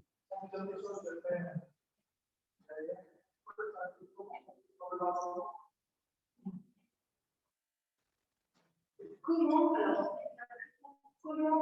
trouver le juste milieu entre le spécial de la terre et en même temps, d'avoir une nouvelle terre et une nouvelle création.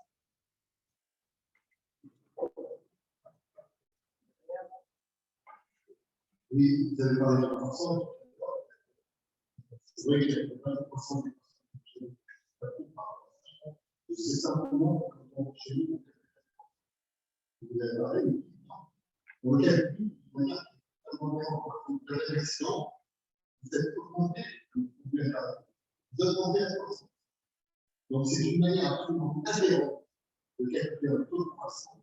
Il n'y a rien à voir avec le développement. On s'arrête là, sinon je vais les oublier. Je fais 3 petites réponses.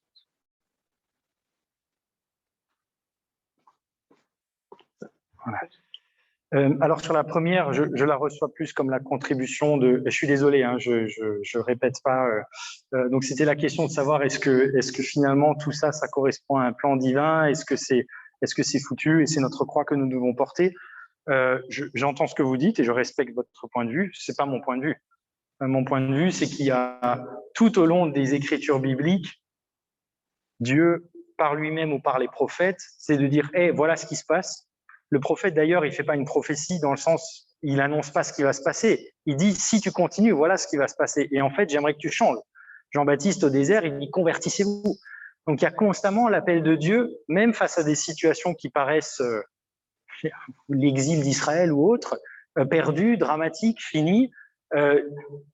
L'espérance fondamentale dans la possibilité de la lumière, mais même pour le Christ et ses disciples, quoi. C'est l'expérience de Pâques, là où je crois qu'il y a la mort, en fait, il y a quelque chose qui peut surgir et qui peut renaître. Et donc, je suis dans cette espérance-là. Je fais pas la lecture comme quoi ce serait le plan de Dieu. Et la question de la démographie est complexe. Mais c'était pas le point principal de votre propos, donc je réagis pas à ça. Donc voilà, j'aurais plutôt envie de vous d'inviter à pas un optimisme, parce que ça, c'est des gens qui croient que tout va bien se passer. Non. Au contraire, les choses peuvent bien ou ne pas bien se passer. Et c'est entièrement sur la collectivité, chacun d'entre nous, mais ensemble et au niveau mondial, chacun sa responsabilité en fonction de ce qu'on va faire. Donc il y a une ouverture, et quand vous dites rien s'est passé, quand même, je veux dire, entre la place de l'écologie dans notre société il y a 30 ans et celle d'aujourd'hui, vous regardez que du niveau politique. Aujourd'hui, si vous ne parlez pas d'écologie, déjà vous êtes mort. Alors il y a plein d'écologies différentes, et franchement, à mon avis, il y en a qui n'ont d'écologistes que le nom, mais c'est devenu tellement prégnant dans la société qu'il faut. Donc ça, déjà, il y a des dynamiques et ça bosse partout, dans l'agriculture, le bio qui progresse, dans les circuits courts. Enfin voilà, moi je vois plutôt plein de dynamiques qui ont lieu à une société qui est au travail. Peut-être pas assez vite, peut-être pas assez profondément, mais on est au travail. Sur la deuxième question, qui est celle de comment est-ce qu'on trouve un juste équilibre entre l'espérance, entre une nouvelle terre, une nouvelle création et la terre actuelle comme un bien commun. En fait, pour moi, c'est un peu, je vais faire une analogie avec le corps. Je crois en la résurrection du corps, et pourtant, je vis aujourd'hui dans mon corps de Martin. Et je me douche, et je me lave, et je taille joliment ma barbe, et j'en prends soin, lors même que je sais un jour, je vais mourir, parce que c'est la finitude, et qu'on a une promesse d'un nouveau corps. Et donc, pour moi, c'est pour ça la question d'équilibre. Pour moi, il n'y a pas d'équilibre. Il y a 2 temps différents. Et à la limite, la valeur qui est donnée au corps quand il y a la promesse d'un nouveau corps, à rebours, vient donner de la valeur au corps présent. Si on avait une eschatologie qui disait « mais en fait, tu n'auras plus de corps, la résurrection, c'est juste ton esprit », alors je pourrais me dire « ah mais oui, mais du coup, le corps, c'est pas si important, puisque dans la promesse de Dieu, pour ce qui vient après, le corps n'est plus là. » Donc à la limite, oui, c'est quelque chose dont je me libère, mais non. Il est assumé par ça. Et Dieu est entré dans la matière. Il s'est incarné. Il y a toute une théologie de l'écologie à partir de la notion d'incarnation. Et donc, pour la Terre et la planète, je dirais ça aussi. Si on me promet une nouvelle terre, des nouveaux cieux, c'est justement que la création, enfin l'histoire de Dieu avec le vivant, c'est pas juste Dieu et nous, c'est tout le créé. Et Colossiens 1, Jésus-Christ est mort sur la croix pour tout réconcilier à lui, tout. Donc pas juste Romains 8, Paul, la création gémit dans les douleurs de l'enfantement. Donc c'est pas que nous qui gémissons dans le péché et la chute, etc. Donc pour moi, ça se nourrit l'un l'autre plutôt que c'est en équilibre l'un avec l'autre. Mais je peux comprendre ce qu'il y a éventuellement derrière. Je dis pas que c'est ce qu'il y avait derrière ta question, mais il peut y avoir il y a des lieux dans le christianisme où on se dit non mais si cette terre elle va arriver à la fin et qu'il y en aura une autre, c'est que cette terre est à la limite, tant pis. Alors, il y a un problème, il y a un problème. De toute manière, à la fin, elle va cramer. Moi, je le vois différemment. Je le vois différemment. Et alors la dernière question, c'est le PIB. Alors oui, le PIB. Mais ça aussi, ça fait 30 ans qu'on le sait. Même Nicolas Sarkozy, c'est vous dire, avait commandé un rapport de Stiglitz, Sen et Fitoussi, des prix Nobel d'économie, sur le PIB comme un mauvais indicateur. Rapport de 120 pages, super bien écrit. Il y a plein d'indicateurs alternatifs. On n'en a rien fait. On sait que le PIB n'est pas un indicateur de mesure de l'avancement d'une société ou du bien-être personnel. Au contraire, les sciences sociales montrent que dans tous les pays développés, vous avez un couplage entre la croissance du PIB et la croissance du bien-être jusqu'à un certain point. Et c'est compréhensible. Quand vous n'avez pas assez à manger, quand vous n'avez pas d'habits ou que vous n'avez pas un toit au-dessus de votre tête, quand tout d'un coup vous multipliez les maisons et vous multipliez les vêtements et vous multipliez la nourriture, la société en bénéficie. Mais une fois que vous avez atteint ce point-là, ensuite les études montrent que la croissance continue du PIB n'a plus aucun impact sur l'évolution du bien-être personnel ou de la vie bonne collective à travers les indicateurs qui sont utilisés. Et pourquoi? Parce qu'une fois que vous avez ça, la vie bonne, elle se joue ailleurs.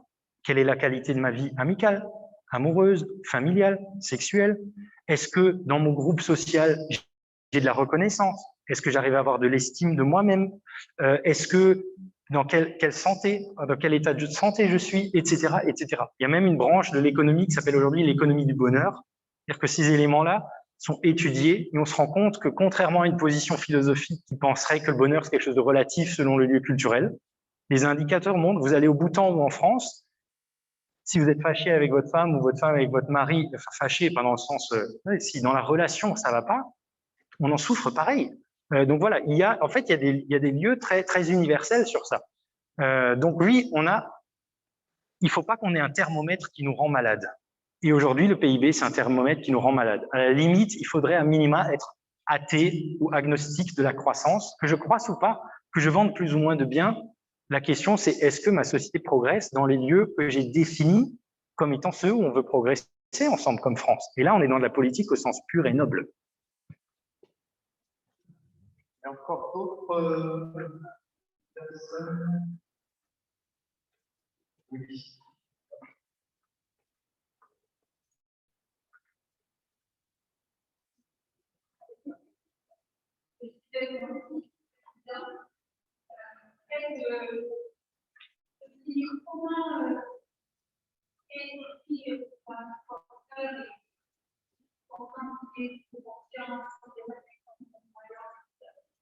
Puis après, on est dans le quotidien. On peut être amené à des associations de l'alimentation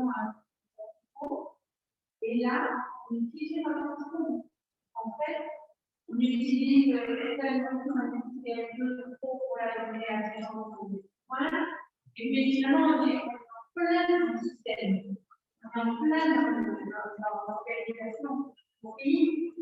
Et cette remise en question, on ne peut pas se lien avec ce qu'on a la conversation fondamentale et le quotidien, même le quotidien qui fait pour la prise.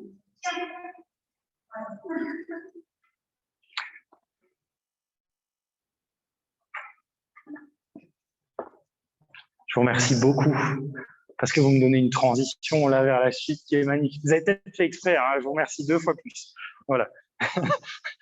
Alors la question, c'est celle du comment et de dire la souffrance aussi qu'il peut y avoir, même quand on est engagé dans le service, etc., de se rendre compte à quel point on est dans un système et que pour partie, il y a des choses auxquelles on n'échappe pas. Et alors, je reçois votre question et je vais y répondre avec ma réflexion sur l'agir, et ça me permet de terminer sur ça. On va essayer de faire 10 minutes, 10 minutes. Alors, agir vers des sobriétés heureuses. Non, joyeuses. Vous voyez, comme quoi. Deux petites remarques d'introduction. Dans le passé, j'avais ici agir vers des simplicités joyeuses. Mais je me suis rendu compte, en vivant ça dans ma vie propre, et puis en y réfléchissant, que essayer de vivre une vie sobre, ce n'est pas simple. C'est complexe. Et donc, finalement, je me rallie à la notion de sobriété plutôt que de simplicité, même si elle a aussi quelque chose de juste. Et la joie, justement, je me suis trompé, j'ai dit sobriété heureuse parce qu'en France, on connaît tous, enfin, beaucoup connaissent la formule sobriété heureuse qui a été utilisée par Pierre Rabhi, c'est un petit bouquin qui est super. Mais moi, je mets joyeuse parce que dans le Nouveau Testament, on ne parle pas tant du bonheur, mais on parle de la joie. Et enfin bon, voilà, il y a quelque chose là, et je le mets au pluriel, des sobriétés joyeuses. C'est dire que, aux différents niveaux qu'on va voir ensemble, mais chacune et chacun dans nos vies, il n'y a pas une vérité sur tel serait le chemin d'action de conversion écologique. Il y a des personnes, des chemins, des contextes culturels. Je profite pour préciser, je vais peut-être utiliser plusieurs fois la notion de conversion écologique. Évidemment, ici, ce n'est pas la conversion au sens de « je passe d'un dieu à l'autre » et je passerai par exemple à Gaïa, qui est le dieu de la nature. Non, c'est une vraie conversion au Dieu créateur et une conversion au sens du Nouveau Testament. Jean-Baptiste, quand il appelle à la conversion, il dit changer de comportement. Donc c'est un changement dans nos vies très concrètes. Alors pour moi, ça c'est un cheminement spirituel. Il faut que ça s'incarne, même si je vais parler de choses très concrètes. Quand je dis conversion écologique, c'est un changement de l'être et de notre spiritualité, et cela s'incarne et s'accompagne du changement concret. La première chose, c'est d'être en relation. Alors ça peut être bête comme chou, mais combien de fois, en particulier dans une humanité, déjà plus de 50% des gens habitent en ville et plus à la campagne. Moi, mon papa, il est pasteur, il a raconté l'histoire de Noël à ses catéchumènes. Personne n'a compris l'histoire de Noël parce que dans la salle, il s'est rendu compte qu'il n'y a pas un jeune qui savait ce que c'est une étable. Eh oui, si vous ne comprenez pas le mot étable, comment voulez-vous comprendre l'histoire de la naissance de Jésus? Impossible. Donc la sortie qu'ils ont faite avec le caté, ils sont allés visiter une ferme. Voilà ce que c'est une étable. Quand on dit mangeoire dans laquelle a été posé le bébé, voilà ce que c'est une mangeoire. Parce qu'on est à tel point déconnecté. Tout ça a lieu ailleurs aujourd'hui. Voilà. Reconnecter, reposer le lien. Et ça peut se vivre de plein de manières. Il faut que j'aille jusqu'au bout, mais je vous donnerai la parole tout à l'heure.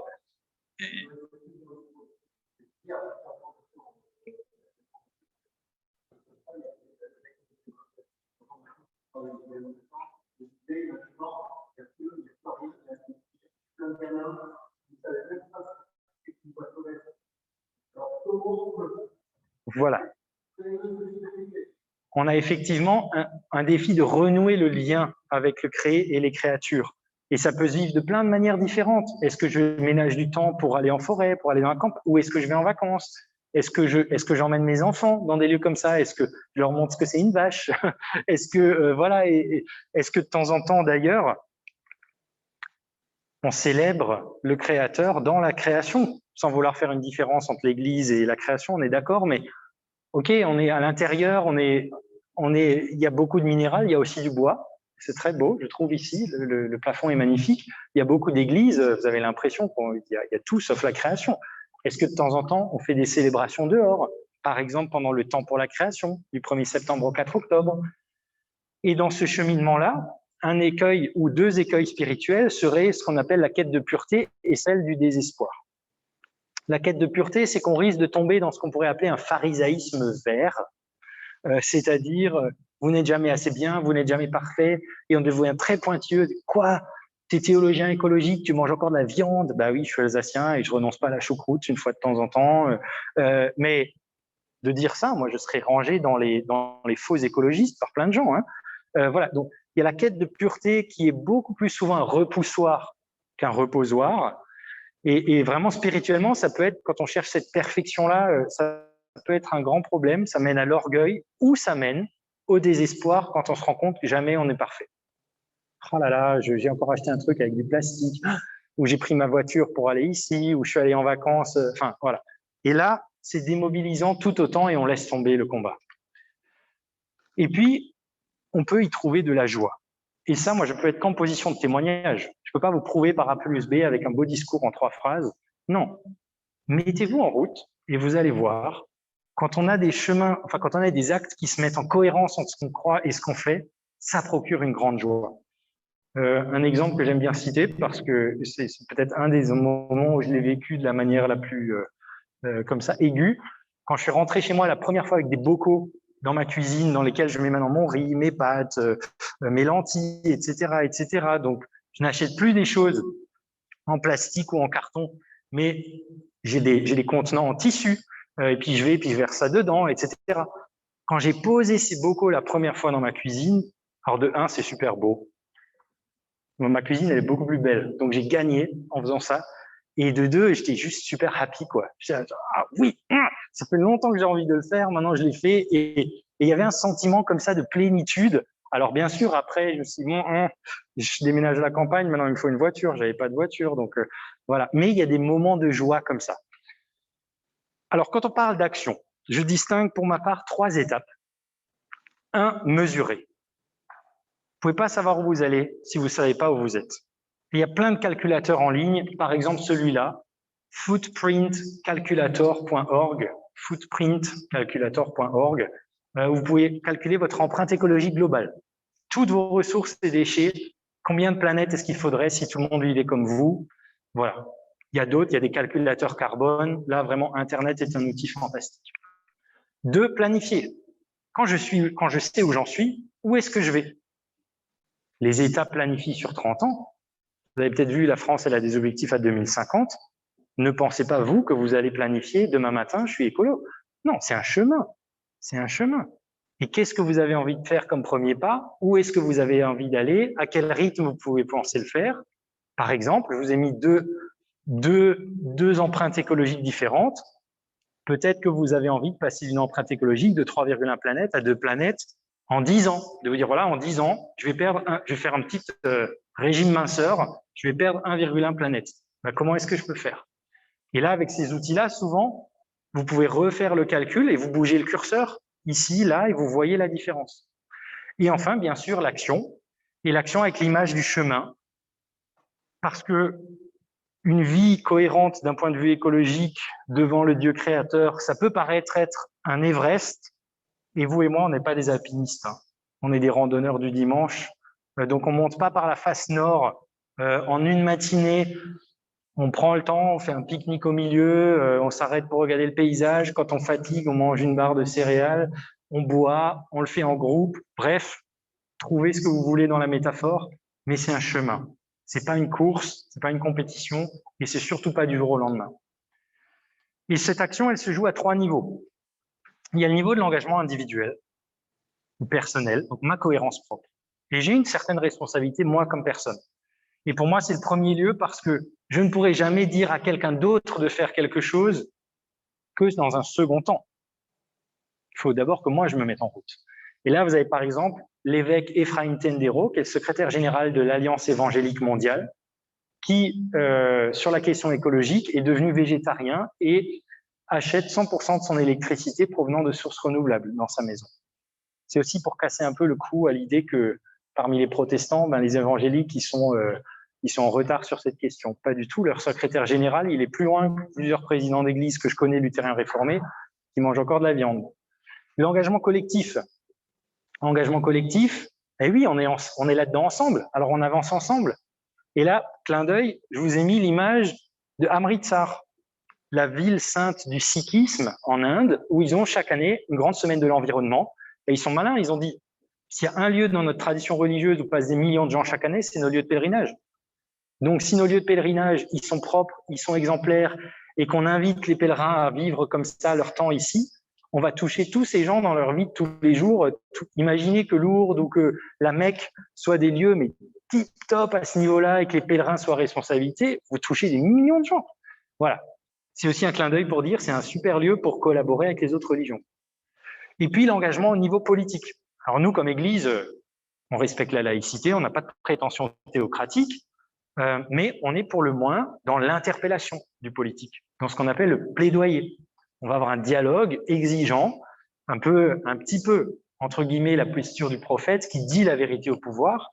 Et là, vous avez une photo quand on a remis 1,8 million de signatures de croyants de toute tradition à François Hollande pendant la COP21.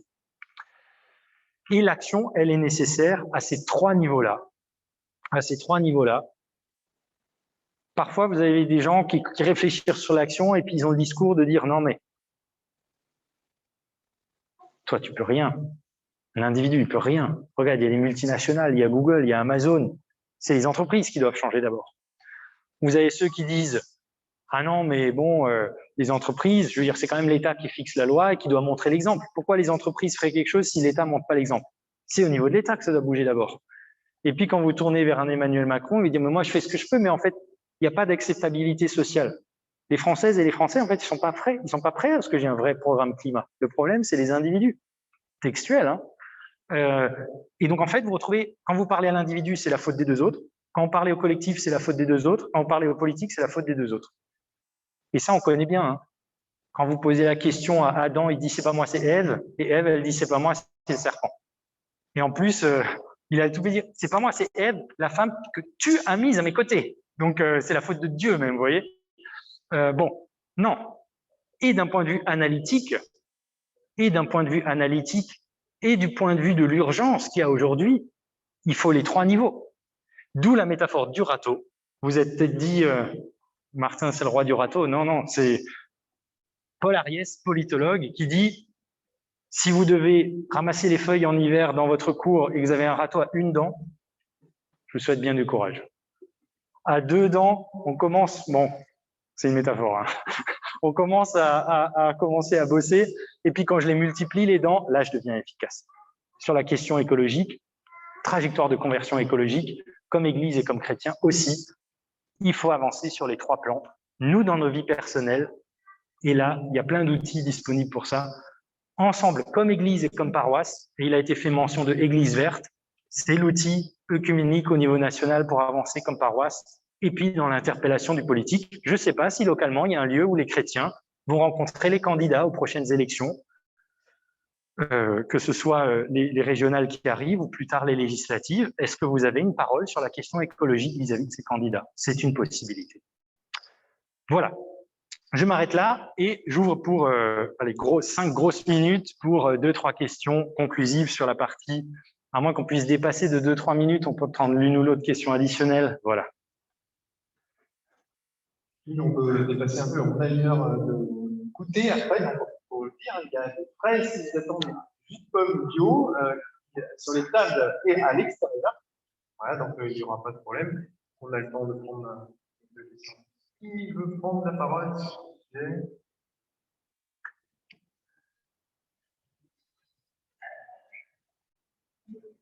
Une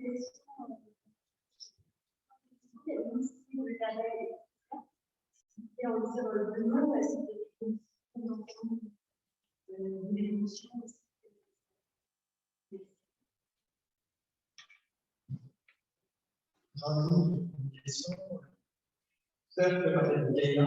C'est une des paroles des églises pour le maître, justement, d'insister sur cette entre création et nature, où il y a une divination de cette condition de la vie, de la terre.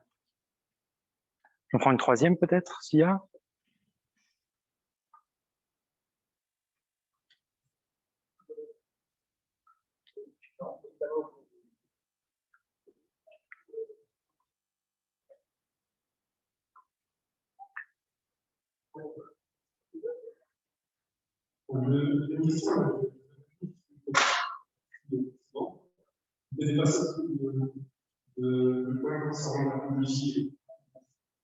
Alors stop, pardon. Non, la partie précédente, elle est passée.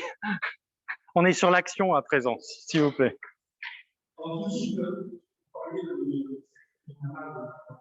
L'Alliance évangélique mondiale.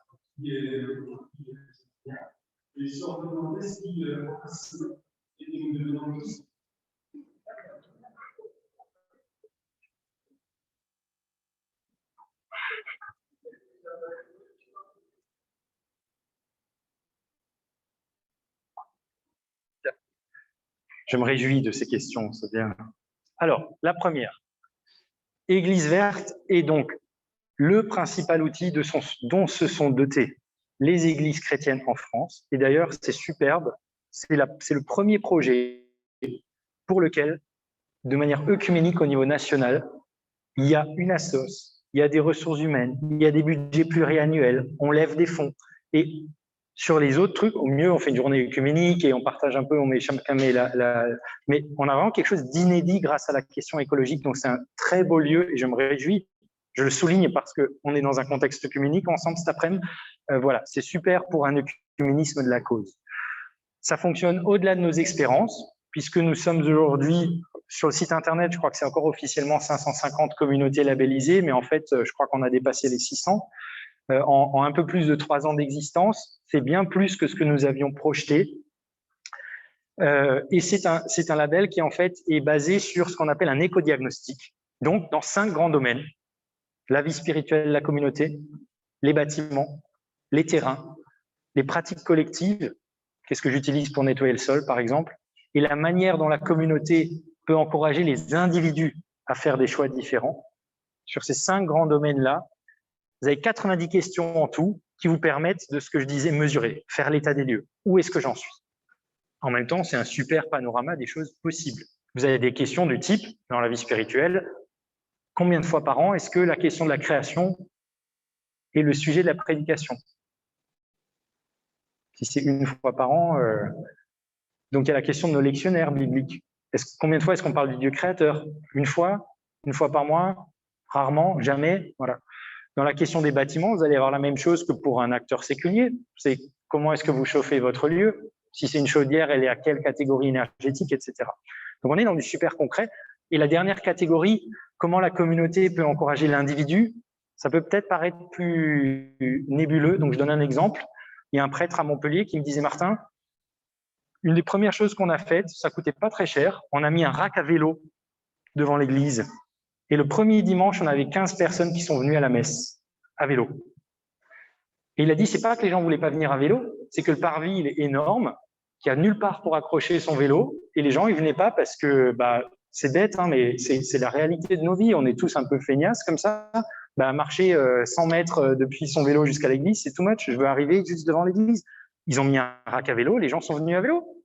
Et donc ça, c'est une manière dont la communauté peut inviter la personne à faire un choix différent. 5 domaines, 90 questions, et vous remplissez l'éco-diagnostic, vous l'envoyez. Et c'est pas que vous n'ayez pas le label. Vous êtes labellisé même si vous venez de commencer. Alors vous êtes au plus petit niveau, mais précisément, il y a des niveaux différents dans lesquels vous pouvez progresser. Et pour bien marquer le fait que c'est pas une compétition, au Royaume-Uni, ils ont la même chose, mais ils ont médaille d'or, médaille d'argent, médaille de bronze. On s'est dit, en France, on va se faire accuser de mettre en compétition le catho et le protestant, ça va pas le faire. Donc, je sais plus qui est-ce qui a eu l'idée, mais on utilise l'image des plantes bibliques. Donc, quand vous êtes le niveau 0, enfin, on n'appelle pas ça 0, on appelle initial. C'est-à-dire juste, j'ai pris la décision de faire ça dans ma paroisse ou dans ma collectivité, parce que c'est pas que des paroisses, c'est des maisons diocésaines, c'est des communautés monastiques, des écoles privées, etc., etc. Vous avez pris la décision, vous avez l'accord officiel et vous avez 2 premières actions. Vous êtes niveau initial, c'est le grain de moutarde. Et oui, quelle parabole dit le potentiel? Le grain de moutarde. Et puis ensuite, c'est niveau fleur des champs, cèpe de vigne, figuier, et le plus beau, le plus grand, bon, je sais qu'il y en a qui savent, voilà, le cèdre du Liban, top niveau. Et c'est une manière implicite et subtile de dire, on vous invite à progresser, mais comme une fleur, comme une plante qui se développe, qui grandit, qui pousse, qui va faire du fruit. Et évidemment, si je suis cèpe de vigne, on vous le dit pas, mais vous êtes cèpe de vigne, vous avez envie d'être figuier. Vous êtes figuier, vous avez envie d'être cèpe du Liban. Donc voilà, c'est une invitation, mais c'est bienveillant. C'est ça que j'essaie de dire. C'est pas un label qui est un surveillant tatillon, c'est bienveillant et ça accompagne. Ensuite, sur la question de Gaïa, effectivement, il faut être prudent. Il ne s'agit pas, en essayant de redonner de la valeur au monde et à la matérialité et à notre corps, déifier ces choses-là. Et je crois que la manière la plus simple pour nous théologiquement, c'est de bien dire et d'être clair. Pour un chrétien, la vraie différence dans l'ordre de l'être, elle est entre le créateur et la créature. Entre le créateur et la créature. Et tout autour de nous, tout est créature. Donc oui, comme à l'époque, le judaïsme a dû se distinguer des religions, et Baal, c'était un culte de la nature, hein, se distinguer voilà, en disant c'est des créatures, nous on maintient cette différence-là. Notre défi aujourd'hui, c'est de comprendre que cette différence-là, en fait, à la limite, elle crée plutôt une proximité entre nous et les êtres vivants et la nature et les écosystèmes qu'elle ne crée une différence.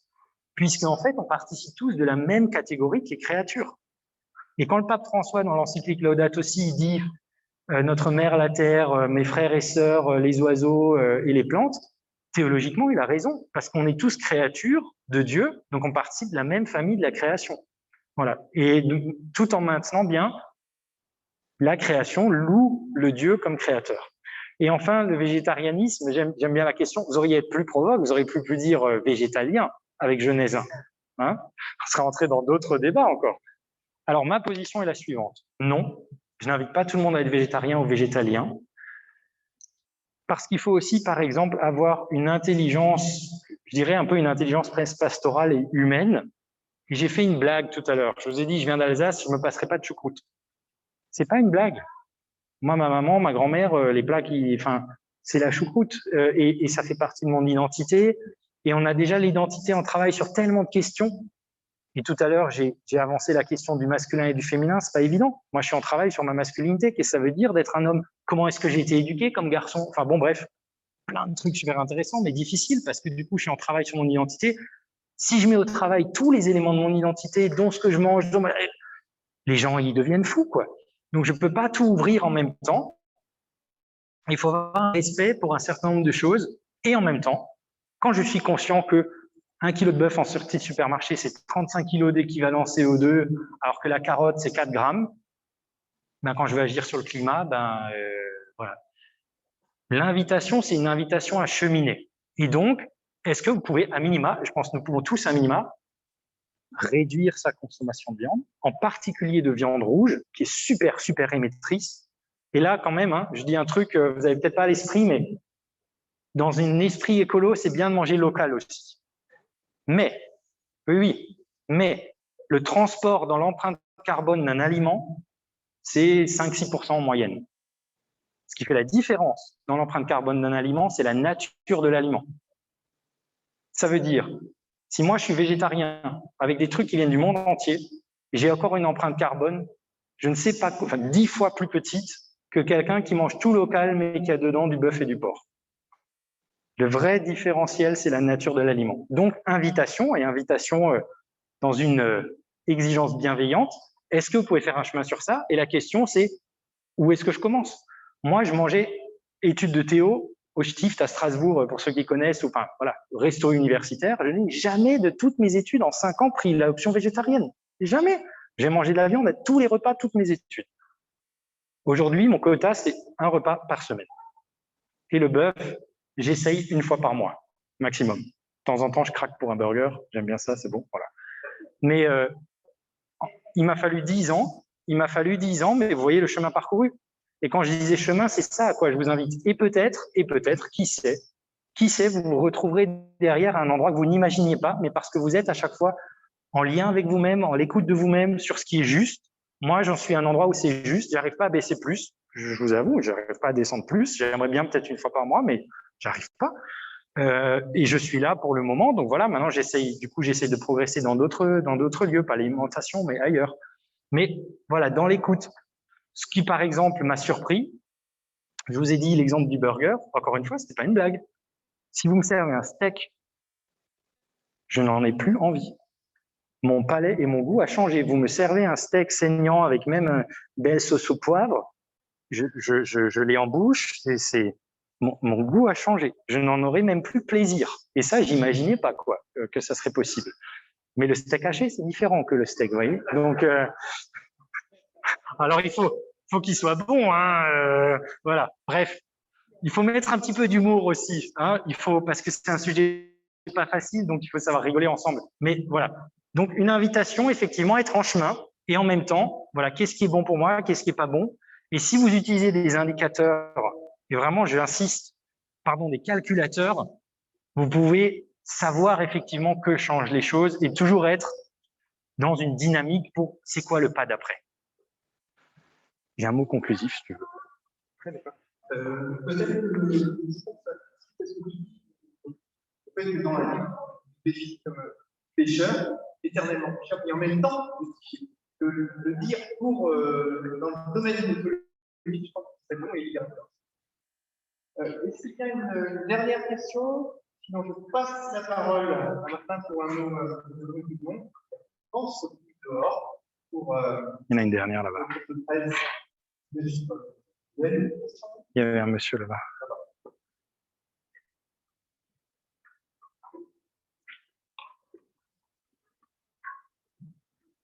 Vous avez évoqué une chose dans le domaine de la santé.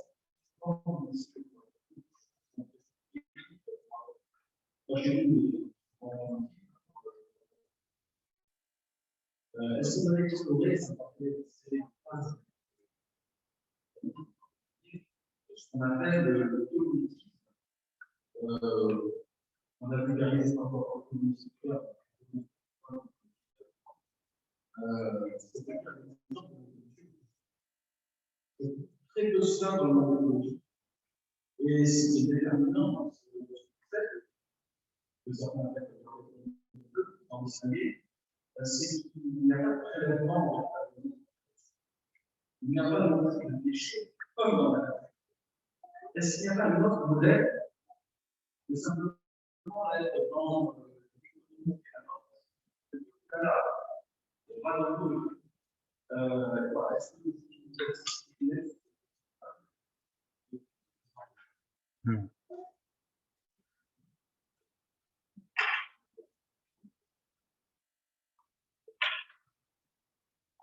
Bon, la première chose à dire, c'est que le biomimétisme, je ne suis pas compétent. J'en ai entendu parler, j'ai lu un article, mais je ne saurais pas vous dire, par exemple, conceptuellement, en quoi vraiment ça se distingue de l'économie circulaire. Parce que l'idée, c'est quand même les ressources des uns deviennent les déchets des autres, et même dans des écosystèmes qui fonctionnent. Bon, évidemment, s'inspirer de la nature à divers endroits, oui, tout à fait. Mais pour revenir sur la première partie de votre question, souvent on dit il faut se restreindre, etc. C'est pas parce que la nouvelle elle est mauvaise qu'elle est fausse. En moyenne, dans un pays développé, si tout le monde vivait comme nous, il faudrait 3,7 planètes Terre. En termes d'usage des minéraux, en termes d'émissions de gaz à effet de serre, en termes d'usage des terres arables, en termes d'usage des autres espèces. Moi, je ne sais pas comment passer de 3,7 planètes à une planète sans une démarche de sobriété. Et le biomimétisme devra être une partie de la solution pour l'état stationnaire qui ensuite sera bien intégré dans la nature. Mais je ne vais pas me passer de dire, en fait, ça veut dire que dans des sociétés où on surconsomme, il va falloir consommer moins. Comme un médecin qui va vous dire d'être en surpoids, il ne va pas pouvoir vous amener ailleurs sans vous dire qu'il faut que vous perdiez du poids. Donc, cette dimension-là, j'entends que ça peut être difficile et ça vient nous chercher dans des trucs qui sont durs. Par exemple, voilà, moi, j'ai le goût du voyage. Je vous ai dit, ça vient d'un tour du monde. Horrible, j'ai pris 20 fois l'avion en 8 mois. Donc, mon empreinte carbone, elle est foutue à vie. Hein. S'il y a un jugement sur les œuvres, je suis mort. Depuis lors, j'ai décidé, fini. Je l'ai pris une fois, j'ai fait une entorse à ma règle parce que mes parents, on a fêté leur 30 ans anniversaire de mariage et mes frangins, ils voulaient emmener, on a fait quelques jours à Istanbul et parce que ma mère était jamais sortie du contexte occidental et donc on s'est dit c'est un bon endroit pour un peu de l'exotisme et en même temps, voilà, elle a peur d'aller dans d'autres pays donc et j'ai dit ok, je prends l'avion. Alors j'ai payé ma compensation carbone, mais c'est la seule fois et depuis et je souffre de ça. Je fais un deuil du voyage. Moi, je m'écoute demain matin, je prends un billet cet été, pendant peut-être pas cet été avec la pandémie, enfin, vous voyez ce que je veux dire, je prends un billet pour retourner en Asie du Sud-Est, les jungles du Cambodge, j'ai surkiffé. Je prends un billet, j'ai plongé avec des grands blancs en Australie, j'aurais qu'une envie, c'est de plonger avec des requins tigres aux Bahamas, c'est des requins magnifiques, 6 mètres de long, tigrés, enfin, magnifiques. Pour le moment, je me l'interdis. Et c'est pas facile. Et il y a un petit processus qui est un processus même de deuil, en fait. On vit un peu les mêmes étapes que le deuil. Et ça, si je vous disais, faisons que imiter la nature, il n'y a pas besoin de réduction, il n'y a pas besoin de sobriété, je pense que je ne serais pas juste d'un point de vue analytique et je ne serais pas honnête, je pense. C'est pas du tout pour dire que le biomimétisme n'est pas un élément à apporter dans la solution, mais je crois que la sobriété, voilà, ça fait vraiment aussi partie de notre défi. Alors, je vois madame qui a encore une remarque. Et ensuite, on s'arrête, j'ai mon mot conclusif, qu'on puisse passer au goûter. Ou alors j'y passe direct. Voilà, on aurait un échange bilatéral. On parlera, on échangera dehors, etc. C'est très question, mais je pense qu'on arrête. Voilà. Alors, pourquoi mon diaporama ne fonctionne plus? Je réessaye.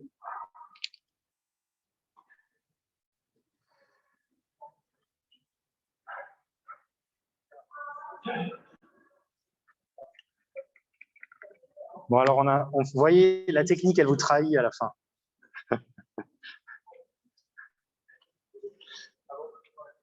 Alors, j'ai un mot de la fin. Je vais essayer comme ça.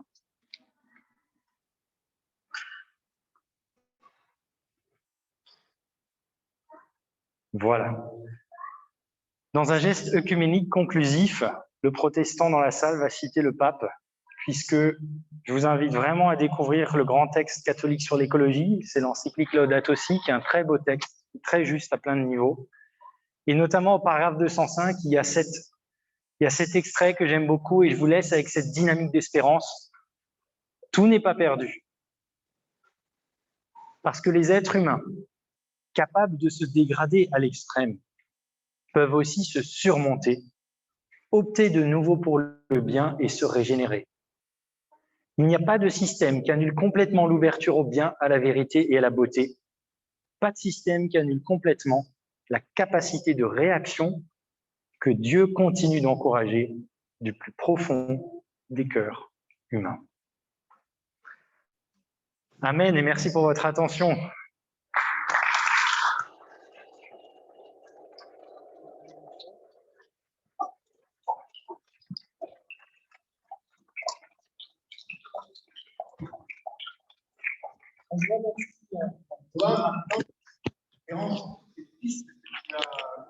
Pour nous et la réflexion va beaucoup coexister les uns les autres. Pardon.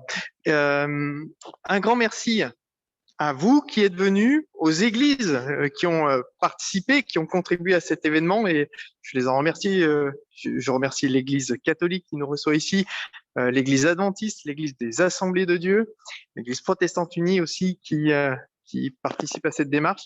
Un grand merci à tout le monde. Maintenant, il y a 2 temps à venir. Le temps du goûter dehors, je l'ai dit tout à l'heure, avec des fraises locales ici à Vers, la fraise de la Dordogne, et un jus de pomme qui vous attend aussi pour nous rafraîchir. Ça nous donnera aussi l'occasion de discuter ensemble et peut-être d'ouvrir des chantiers œcuméniques. Comme l'a dit Martin, il y a beaucoup de choses à faire sur l'écologie ensemble, donc peut-être que ça nous permettra de le faire. Et puis après, à 17h, il y aura le spectacle de SketchUp. Je vous invite à rester pour ce spectacle. À la fin, quand vous sortez de la salle, vous trouverez une boîte.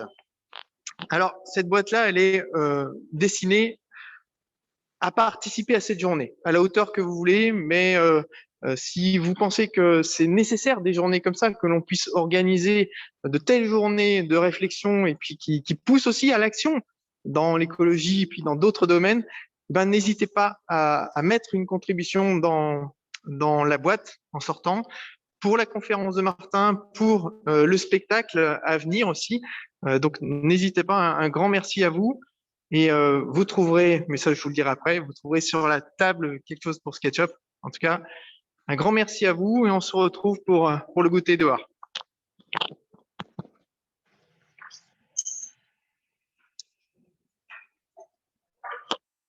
Voilà.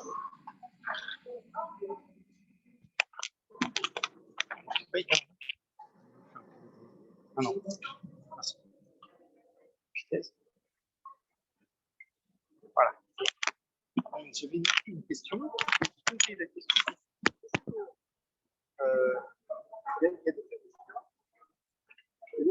qui avancent la technologie qui a enrichi la berge de la création.